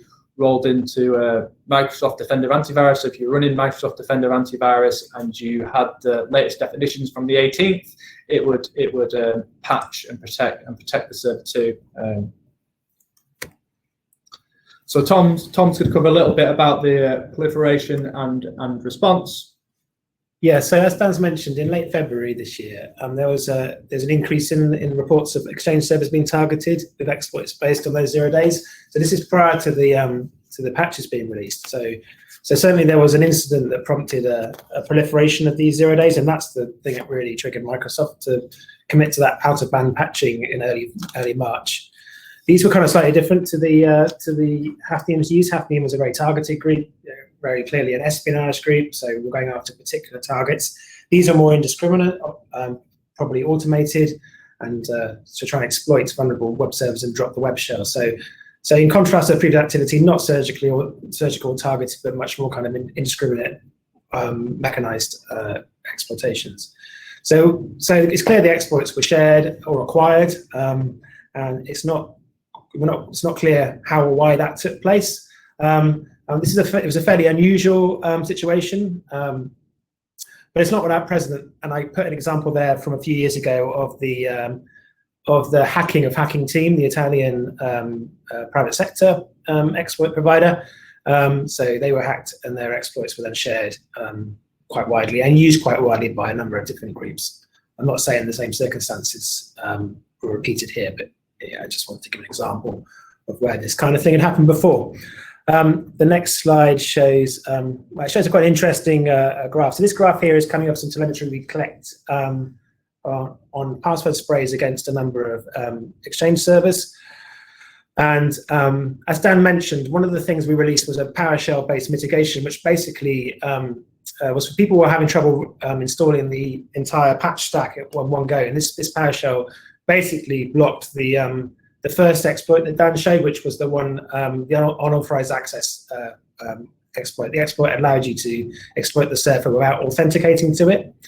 And once that had been released, we saw this, as you can see in the graph, there was a uptick in password sprays. So I'm not saying this is causality, it may be coincidence, but it's possible that when that channel was closed off to attackers, and you needed to authenticate against the server to then run the other exploits, the password spraying is one way to get those credentials. So that's perhaps what happened there. So Microsoft were kind of presented with quite a unique problem, because this only affected on-prem instances of Microsoft Exchange, and Microsoft really didn't have a good way of knowing how many of these vulnerable servers existed in the world. So we partnered with a company who did have this kind of telemetry, and that was RiskIQ. They have various scanners that run across the internet and collect this kind of information. So RiskIQ's data told us that there was probably about 400,000 on-prem Exchange servers that were vulnerable at the 1st of March, just before the patch was released. And the graph on the right shows that the uptake of patches, so the kind of drop off of vulnerable servers. So by the 9th of March, there were just over 100,000 servers still vulnerable, and then fast forward to near the end of March, 92% of vulnerable servers were patched. So the patch uptake, while it was a difficult patching journey because of the requirement to apply updates before you could patch, people were pretty good at patching this vulnerability quite quickly. And then I've got a little graph here from our hosts in the CCB. So I think the dotted line shows the number of vulnerable servers in Belgium. So you can see at the beginning of March, early March, Belgium was quite exposed to this vulnerability, but a great public-private partnership between the CCB and Belgian industry kind of brought Belgium down quite steeply in terms of vulnerable servers until they were kind of down the bottom really of exposed servers by the end of the month. So it's a great example of how public and private partnership can work really well. So that's the content of our presentation done. We've got a few conclusions. So first, kind of my question I sort of posed myself from Hafning's point of view is this the proliferation of these exploits that took place prior to the patch being released? is this good espionage from their point of view? And I kind of reached the conclusion it's probably not. Hafnium seemed to be the sole user of these exploits for a few months, so they had this capability for themselves. So that gives them a great advantage in terms of fulfilling their tasking. And they used it for, I should say targeted, sorry, for targeted espionage operations. I said they weren't using it in a widespread way, but in a very surgical way. And then the sharing or the compromise of these exploits, and then the use afterwards, of this sharing by other groups in a more indiscriminate way, really accelerated Microsoft's response and produced that out-of-band patch. And I would argue that if that hadn't happened and this had hit a normal patch cycle, Hafnium probably had more use out of these exploits as end days, because I doubt patching would have been as aggressive as it was, and the usefulness of these exploits would have been much longer than they actually were. So I would have thought this proliferation of these exploits was probably not in Hafnium's interest, and it probably affected their ability to fulfill their tasking and complete their mission. You next, Dan. Yeah, and I've just got a few takeaways from my perspective. So one which is pretty obvious is, system patching doesn't always save you. For the case of 0 days, there is no system patch at the beginning, and similarly for other attacks which have happened as of late in the past year or so. If you look at the likes of supply chain attacks like Slarigate, these are all kind of attacks you can't stop from happening. So you have to assume a breach mentality, and kind of implement zero trust, least privilege, and kind of make the actor's job more difficult. So kind of defense in depth strategy, layered approach, making the cost of entry and success for some of these malicious actors higher. And having robust security monitoring and response. Such is the case that it's very sophisticated, you could say, to have a 0 day and to be able to exploit that. But a lot of the post exploitation activity provided a number of opportunities for detection and prevention.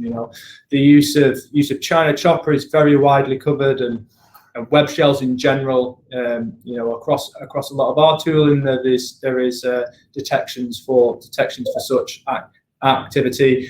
And similarly, the dumping of LSAS for the harvesting of credentials should stand out a mile off, really. So whether it's because there's alert fatigue and sometimes those kind of noisy indicators are kind of suppressed, or you don't want to deploy security monitoring to kind of your Exchange service because they're important. Obviously, if they're important, they should have the same, or if not better, monitoring than your endpoints. And another point is threat intel sharing matters. Organizations and industries and everybody needs to work collaboratively, to share intelligence on these attacks, and kind of mitigate them for everybody. Make the job of these malicious actors more and more difficult, and the cost of entry for them much higher. To kind of protect everybody. Yeah, and I just on that point, just as the patch was released, we released a whole bunch of indicators to our Azure Sentinel GitHub. I mean, it's designed for Sentinel customers, but anyone can go and pull the indicators down from that GitHub repository. So, so there's a kind of example. We did try and we shared it, what we knew about this group and the groups that will carry out the kind of follow-on activity via GitHub. So I encourage people to kind of subscribe to those kind of things, and also if you're in possession of this kind of intelligence, to share it if you can. So that's the end. We have to drop out of there to come back and see if there's any questions.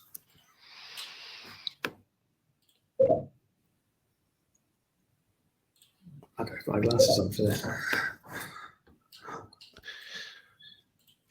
Okay. Let me check the questions channel. I think we have a question here from Colin Bowens. I'm gonna try to share the question on the screen. IP-wise, GYP-wise, is this hidden across the world based on what you saw, or the IPs blending in with the noise, or can you notice them IP-wise? So I think this is related to their use of US-based VPS service. Yeah. So the use of the IPs, from our telemetry perspective, the IPs for Hafnium provide a great opportunity for detecting activity from them. Sometimes you may well get a VPS which is a little bit more noisy than the rest, but at least within orgs, I guess Microsoft's filtering of that telemetry is a little bit more difficult because we have such a broad amount of customers. But for a single organization or customer, ingress or egress from any one of those IPs might be very, very anomalous, and that's how sometimes we would go about ascertaining whether we've seen some Hafnium activity and it's directed towards a certain victim.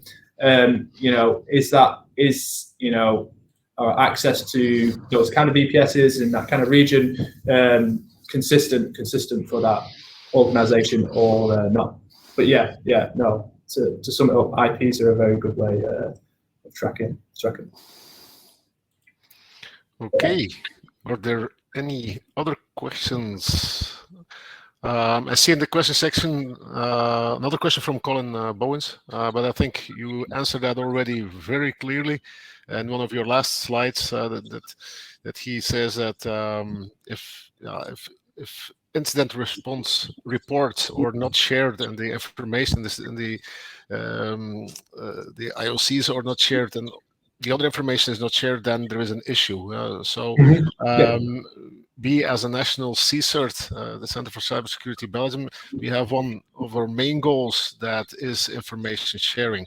So for us, I can only confirm what you said. I was very happy to see your slide that you were in fact pushing a little bit people to collaborate. I can only confirm that the public-private collaboration is something very interesting. We have quite some partners, and I really want to thank the private sector that they are willing to do this, because without help of the private sector, I think it would be very, very difficult for government to achieve any objectives in cybersecurity. So yeah, thank you for mentioning that. But yeah, it poses, just to touch on that, it poses an interesting problem for us. Especially when it comes down to a 0 day, we want to release as many indicators as we can, but we have to do that, I guess, alongside the patch, because kind of as soon as it is out in the wider community and knowledge, it's going to be picked up by much more people. It goes from a handful of groups exploiting it to everybody wants to and will try to exploit it. So try and get that's why we try and get everything out. Get the indicators out and get all that stuff out. But still having robust security, other security practices within the organization, can help. Yeah, and that's sometimes one of the most difficult things in our job is sometimes you have such valuable information that sometimes you have to evaluate, can we share it with everybody, because not everybody respects the sharing rules. And if the wrong people get new IOCs in their hands, they can act on like kind of counter-intelligence, and they can adopt their procedures and their malware, because they know they have been discovered. And sometimes it's difficult. Sometimes you just don't know what to do. Can we share it with the whole world, or can we share it with a small group that really needs those IOCs? It's an evaluation that you have to make day in, day out. It's I agree. It's quite a complicated process to go through, because you're kind of like, on one hand, you want to protect your ability to track one of these groups, so you want to guard that secret source if you have one. But if you just do that, if you solely do that, then you can never help anybody, because you never tell anybody about what they're doing. So I guess you have to kind of make the decision that if you're going to, if we put indicators on GitHub, we've burnt those indicators. We've got no control over who sees it and who uses them. So there is a kind of risk assessment about doing that, and you have to weigh the benefits versus the risks, I guess. So it's not an easy thing to do, but certainly our kind of direction of travel is we need to share as much as possible. So the kind of question is, why should we not share this rather than why should we share it? And I think that's a good mentality to have. Yeah, that's one of the reasons why I always say that being a CTI analyst has become a specialization. Because you have to deal with so much things. It's not only about the analysis, but it's also about sharing rules and the evaluation about what can you share, what can you not share. And I think that's something that has to be done by specialized people. Okay, great, gentlemen. This was a very, very interesting talk. Thank you for sharing this with the community. I would say thank you very much. And whenever you're in Belgium, you know how to find me, and you know what will happen then afterwards. One day we'll be allowed to cross the sea again. Yeah. Yes, thank you very much for having us. It's been very good. Thanks. Thank you very much. Bye.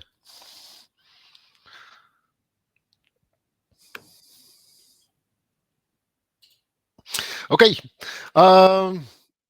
We are on track. 1 minute past 5.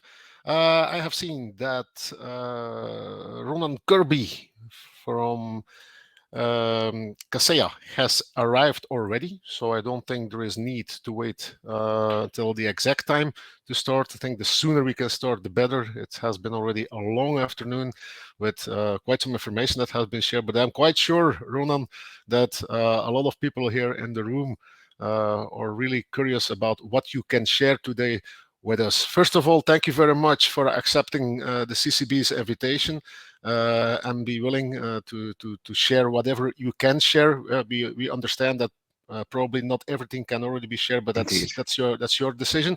But whatever you can share is more than welcome. Roland? I appreciate it. Well, thanks very much for taking the opportunity or allowing us the opportunity.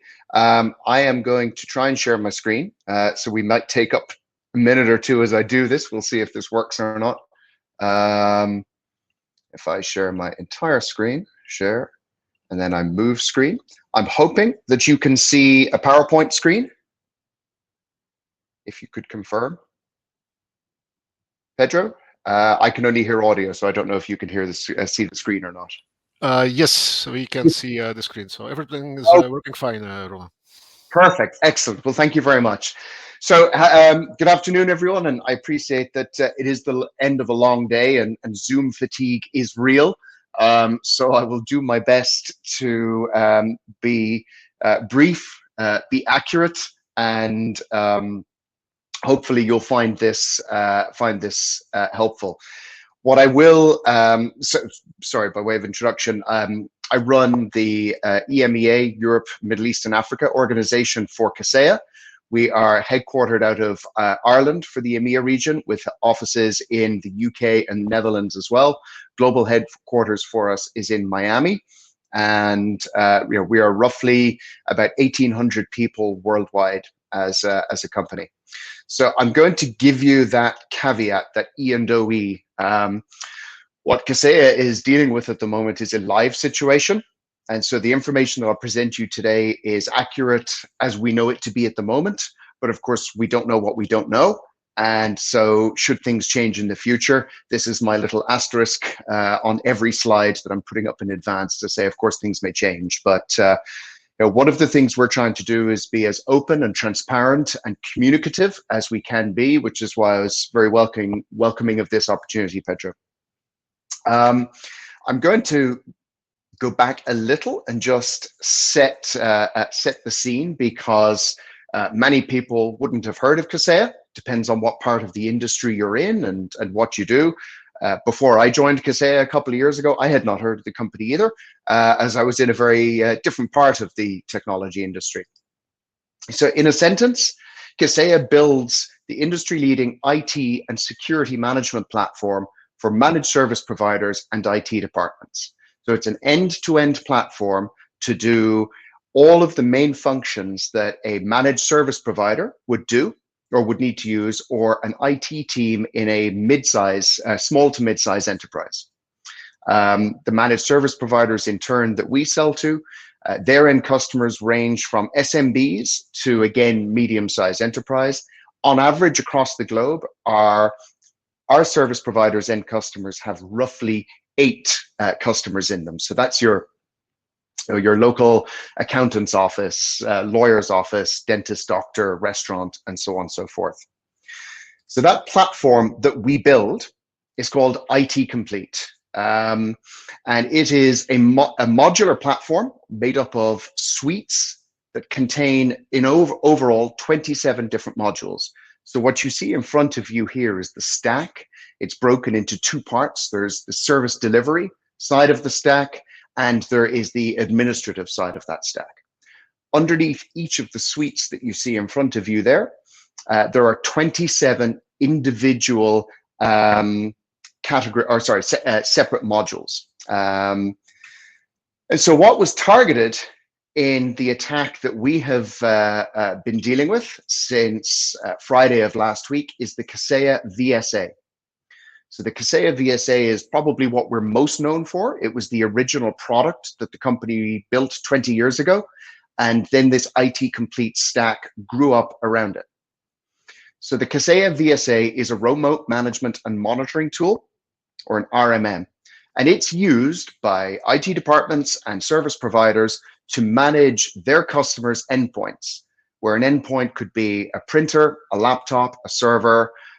Frankly, anything with an IP address would be considered an endpoint, and they would use this software to manage it. It works in a very simple configuration. There is an agent that sits on the endpoint in most cases, in the cases of things that can take an agent. And those agents check into a server, and that server is where the administrators monitor, control, patch, update, do all of the things an IT department would need to do to those computers en masse. So we make the VSA. VSA, by the way, stands for Virtual System Administrator. So we make the VSA available in 2 ways. So we provide it as a hosted service. So in other words, the agents check into our cloud. So we have a multi-tenanted cloud environment where service providers have their own environment to go into, or excuse me, their own login and their own cordoned off section to go into to manage their customers. Or in some cases, people choose to have it on-prem. So they would host the VSA server directly themselves in either their own data center or in their own cloud environment. Which route somebody goes down, historically, we haven't really cared. One is under our full control, the other is not, but it is the same core software, the same VSA code. It's not a separate fork that runs on each of them. Each of the modules within IT Complete, so each of the 27 modules is compartmentalized, and that's done very intentionally. So they all have their own separate SaaS environments. Each module has its own R&D team and its own code base. There is zero commonality across any of our code between modules or R&D teams and so on. And each of those modules have their own security controls for their environments. So what I should stress here is that none of the other 27 modules of IT Complete were in any way affected during the attack, which kicked off on Friday afternoon, our time here in Europe. So it was it was our on-prem customers that were subject of the attack. So there was no breach or penetration, infiltration into our SaaS environment. Of the on-prem customers, there were fewer than 60 customers across the world who were successfully hit by this attack. Now, of course, many of those are service providers, and they in turn have downstream customers. And we understand there to be between 800 and 1,500 downstream small businesses from them. We have 37,000 direct customers using this platform. So one of the ways of looking at it is that this attack that instigated on Friday was successful against 0.001% of the customers. But I mean, I don't want that to sound like we're patting ourselves on the back. Far from it. As it says at the bottom there, one customer is one customer too many. It's not acceptable that our software would ever be a vector of attack or a successful vector of attack for anybody. What we haven't said publicly before is how many of those are in Europe.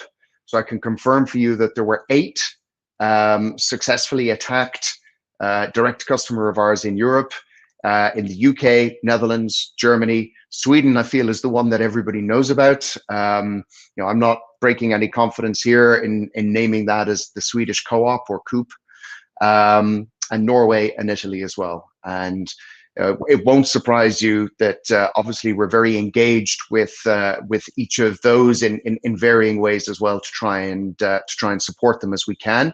The impact on them has varied wildly.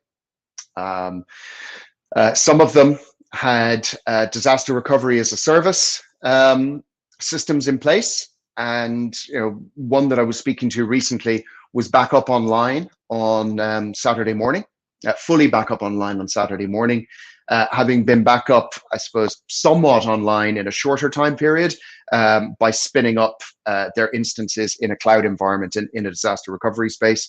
And unfortunately, the impact for others has been much more widespread, and they have to explore different solutions for service restoration. So that is the scope of the attack. As I say, 60 direct customers worldwide, less than 60. 8 of those in Europe and in the countries that you see in front of you there, and only the VSA on-prem customers. So there was no entry into the Kaseya cloud or SaaS environment at all. So how did it go down? I got a phone call at about 6 o'clock UK Irish time on Friday from one of my team to say, hey, I've just been speaking to such and such, some customer we know well, and he's been ransomwared, and he thinks it's us. That would be unusual, right? But we get these phone calls, and we never take anything for granted. We work very closely to help do root cause analysis. So as we were beginning that, I got another phone call to say that somebody else had been hit as well. So at this stage, I started to contribute into our incident response protocol that had actually already been kicked off, and that was because of some reports that were coming in a similar time frame from the US. So in under an hour from us getting that first phone call, we shut off our cloud environment and we began communicating with all of our on-prem users globally. I was going to say I was in the room. I was on the Teams where we were, I suppose, working through our incident checklist, and it's a big decision to turn off your SaaS environment, your cloud environment. But at that time, our priority is, as it would be for any of us, is to protect. So we shut everything down. Shutting it down is the easy part. Turning things back on is a much harder thing, as we'll talk about in a minute. But we have direct control of that cloud environment, so that was actually quite easy for us to do.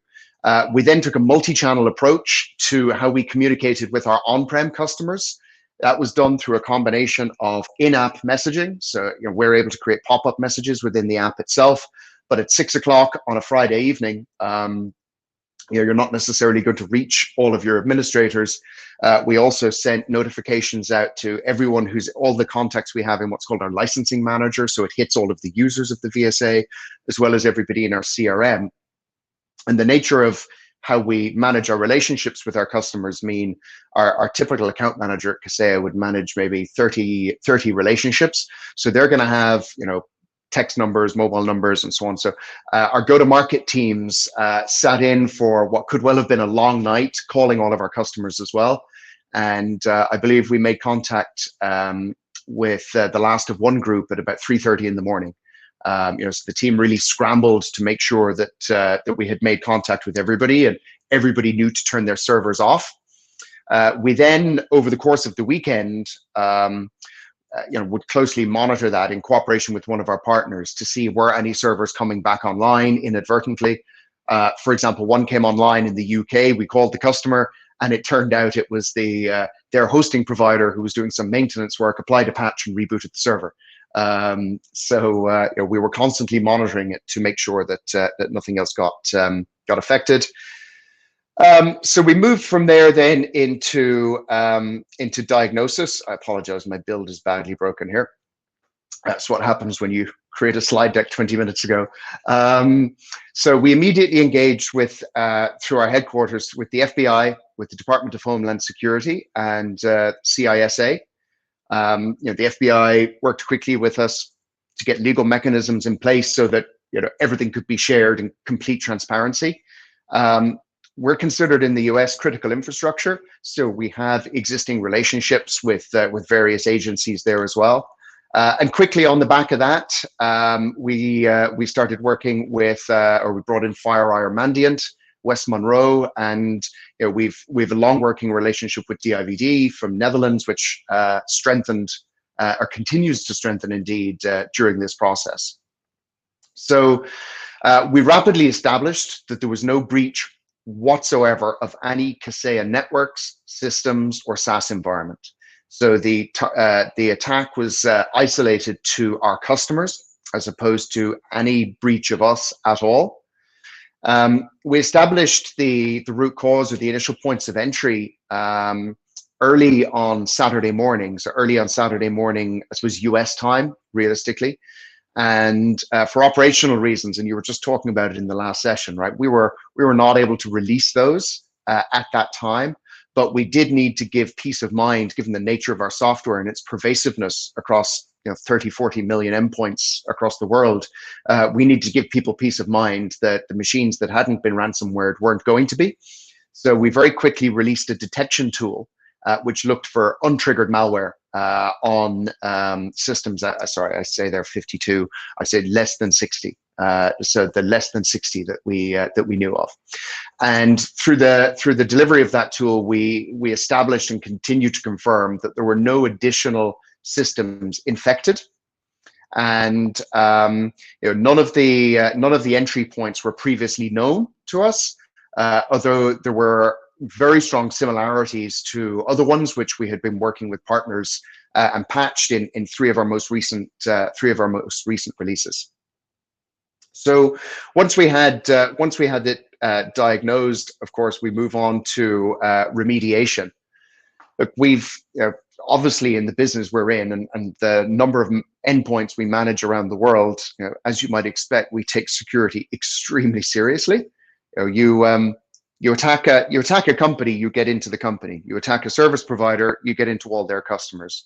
If you get into Kaseya, that's a very different proposition. So obviously we're an attractive target. So we have always had to maintain extremely high standards of security, far beyond what's required by our SOC Type 2 certification.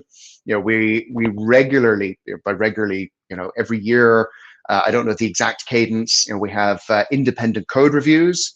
And we are always undergoing independent penetration testing and other security validation testing, that some of which I had itemized here, and my security guy pulled them out just before I went to present this deck to you. So the things that you would expect as security professionals to see a best-in-class company delivering. But as part of this response, we've leveraged all of the different governmental agencies and external experts that we've brought in.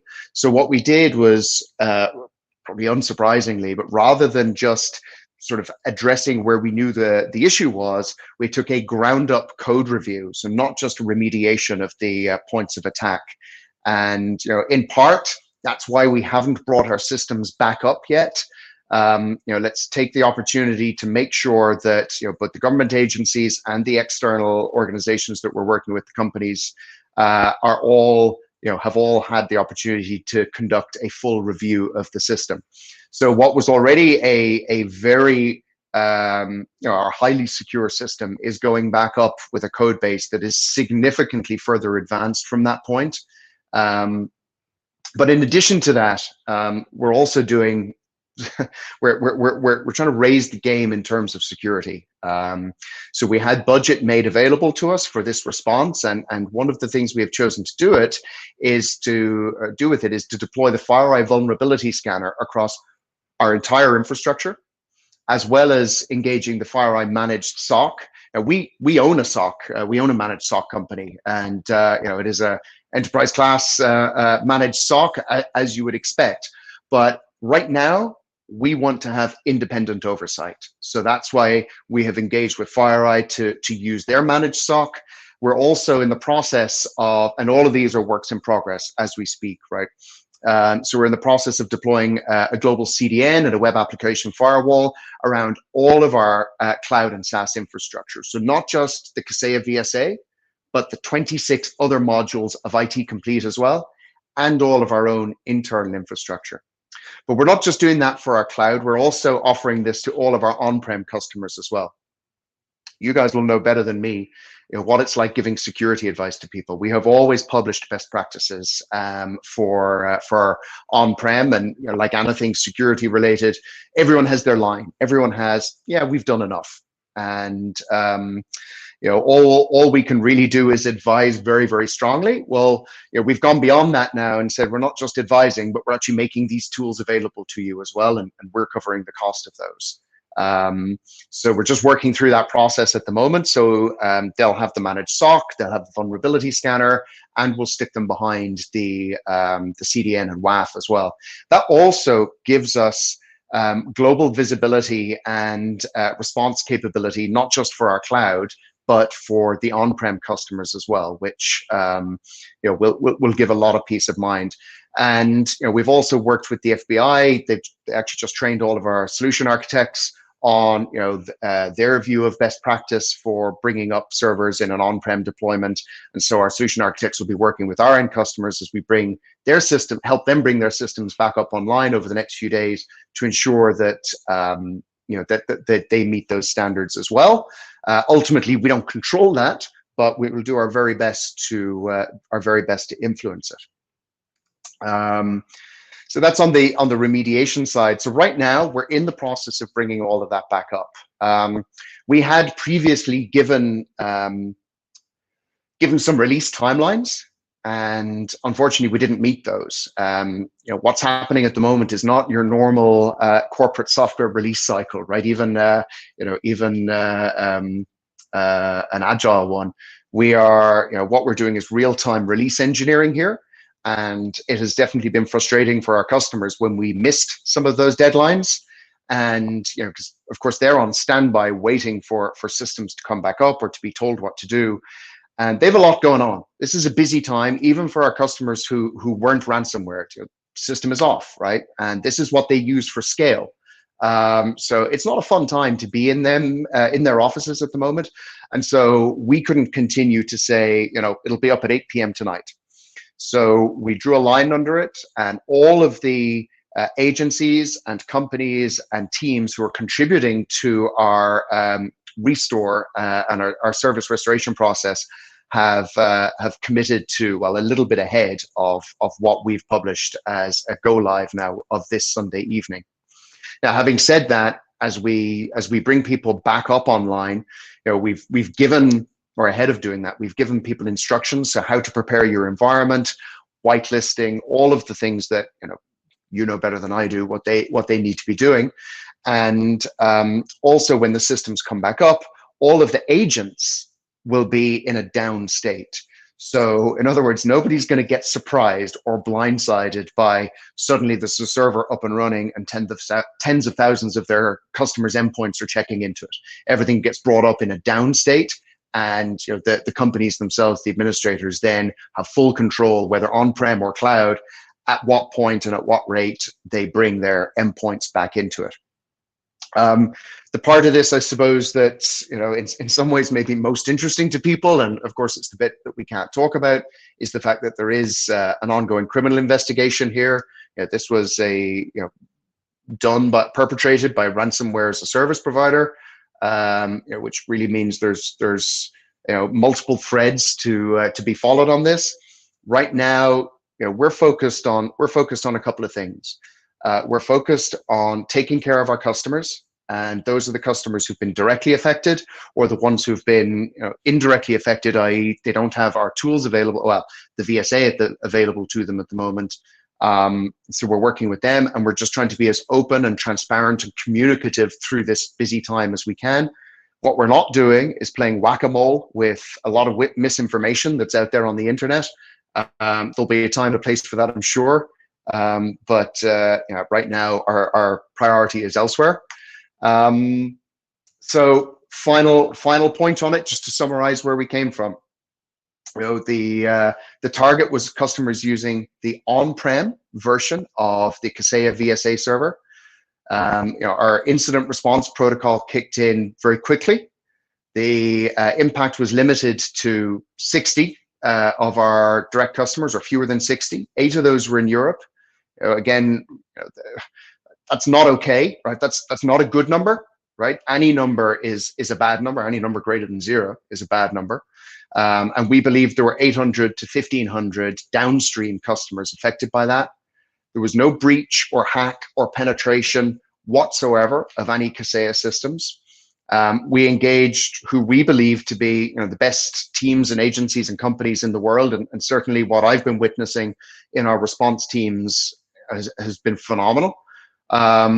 We very quickly established the points of entry, and we shared a detection tool, actually numbers of iterations of that detection tool, which we also used to give peace of mind to customers of our SaaS environment who we knew weren't affected, but the service providers needed to show that to their end customers. And the other 26 modules of IT Complete, which are completely compartmentalized, were in absolutely no way, targeted or a threat or, share any commonality with the Kaseya VSA.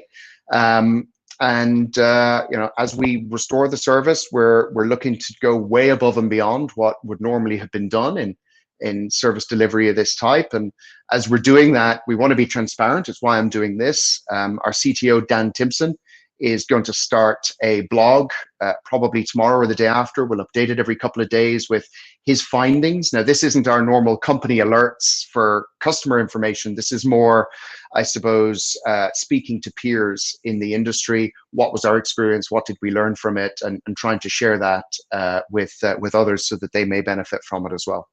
I have gone way over on the time, and so I sincerely apologize. So I will stop there and stop sharing my screen. Pedro, I apologize. I've just rampaged. No problem for me. It's certainly not a problem. But the only problem is that the webinar is maximum 4 hours recording, and we don't know if the event will stop suddenly. Or oh no! I'm so sorry. Or only the recording. But that's fine. That's fine. You're the last speaker. Thank you very much. Unfortunately, we will not have any time anymore for the questions. But I think that you have clarified already quite some things that have been done by Kaseya. That you are very open to it, sharing is caring. So thank you very much. But I have to close it here. Unfortunately, I'm gonna give you a phone call afterwards. No problem. But now I really have to close the event. Thank the people and the other speakers, and I would say good luck with the follow-up of this incident. And thank you. Thanks so much. Cheers. Okay, like I said, we have almost used our maximum 4 hours, have 2 minutes left. I would like to thank everybody that has joined this event. I would like to thank, of course, all the great guest speakers that we have. Thank you, Kevin, for the moderating of the expert panel. It was great again. You can use the smileys to let us know if you liked it or disliked it, and we hope that we can see you all back somewhere in October. I forgot the exact date. I think it's October the 14th. So yeah, thank you very much. Stay safe and hope to see you soon. Bye-bye.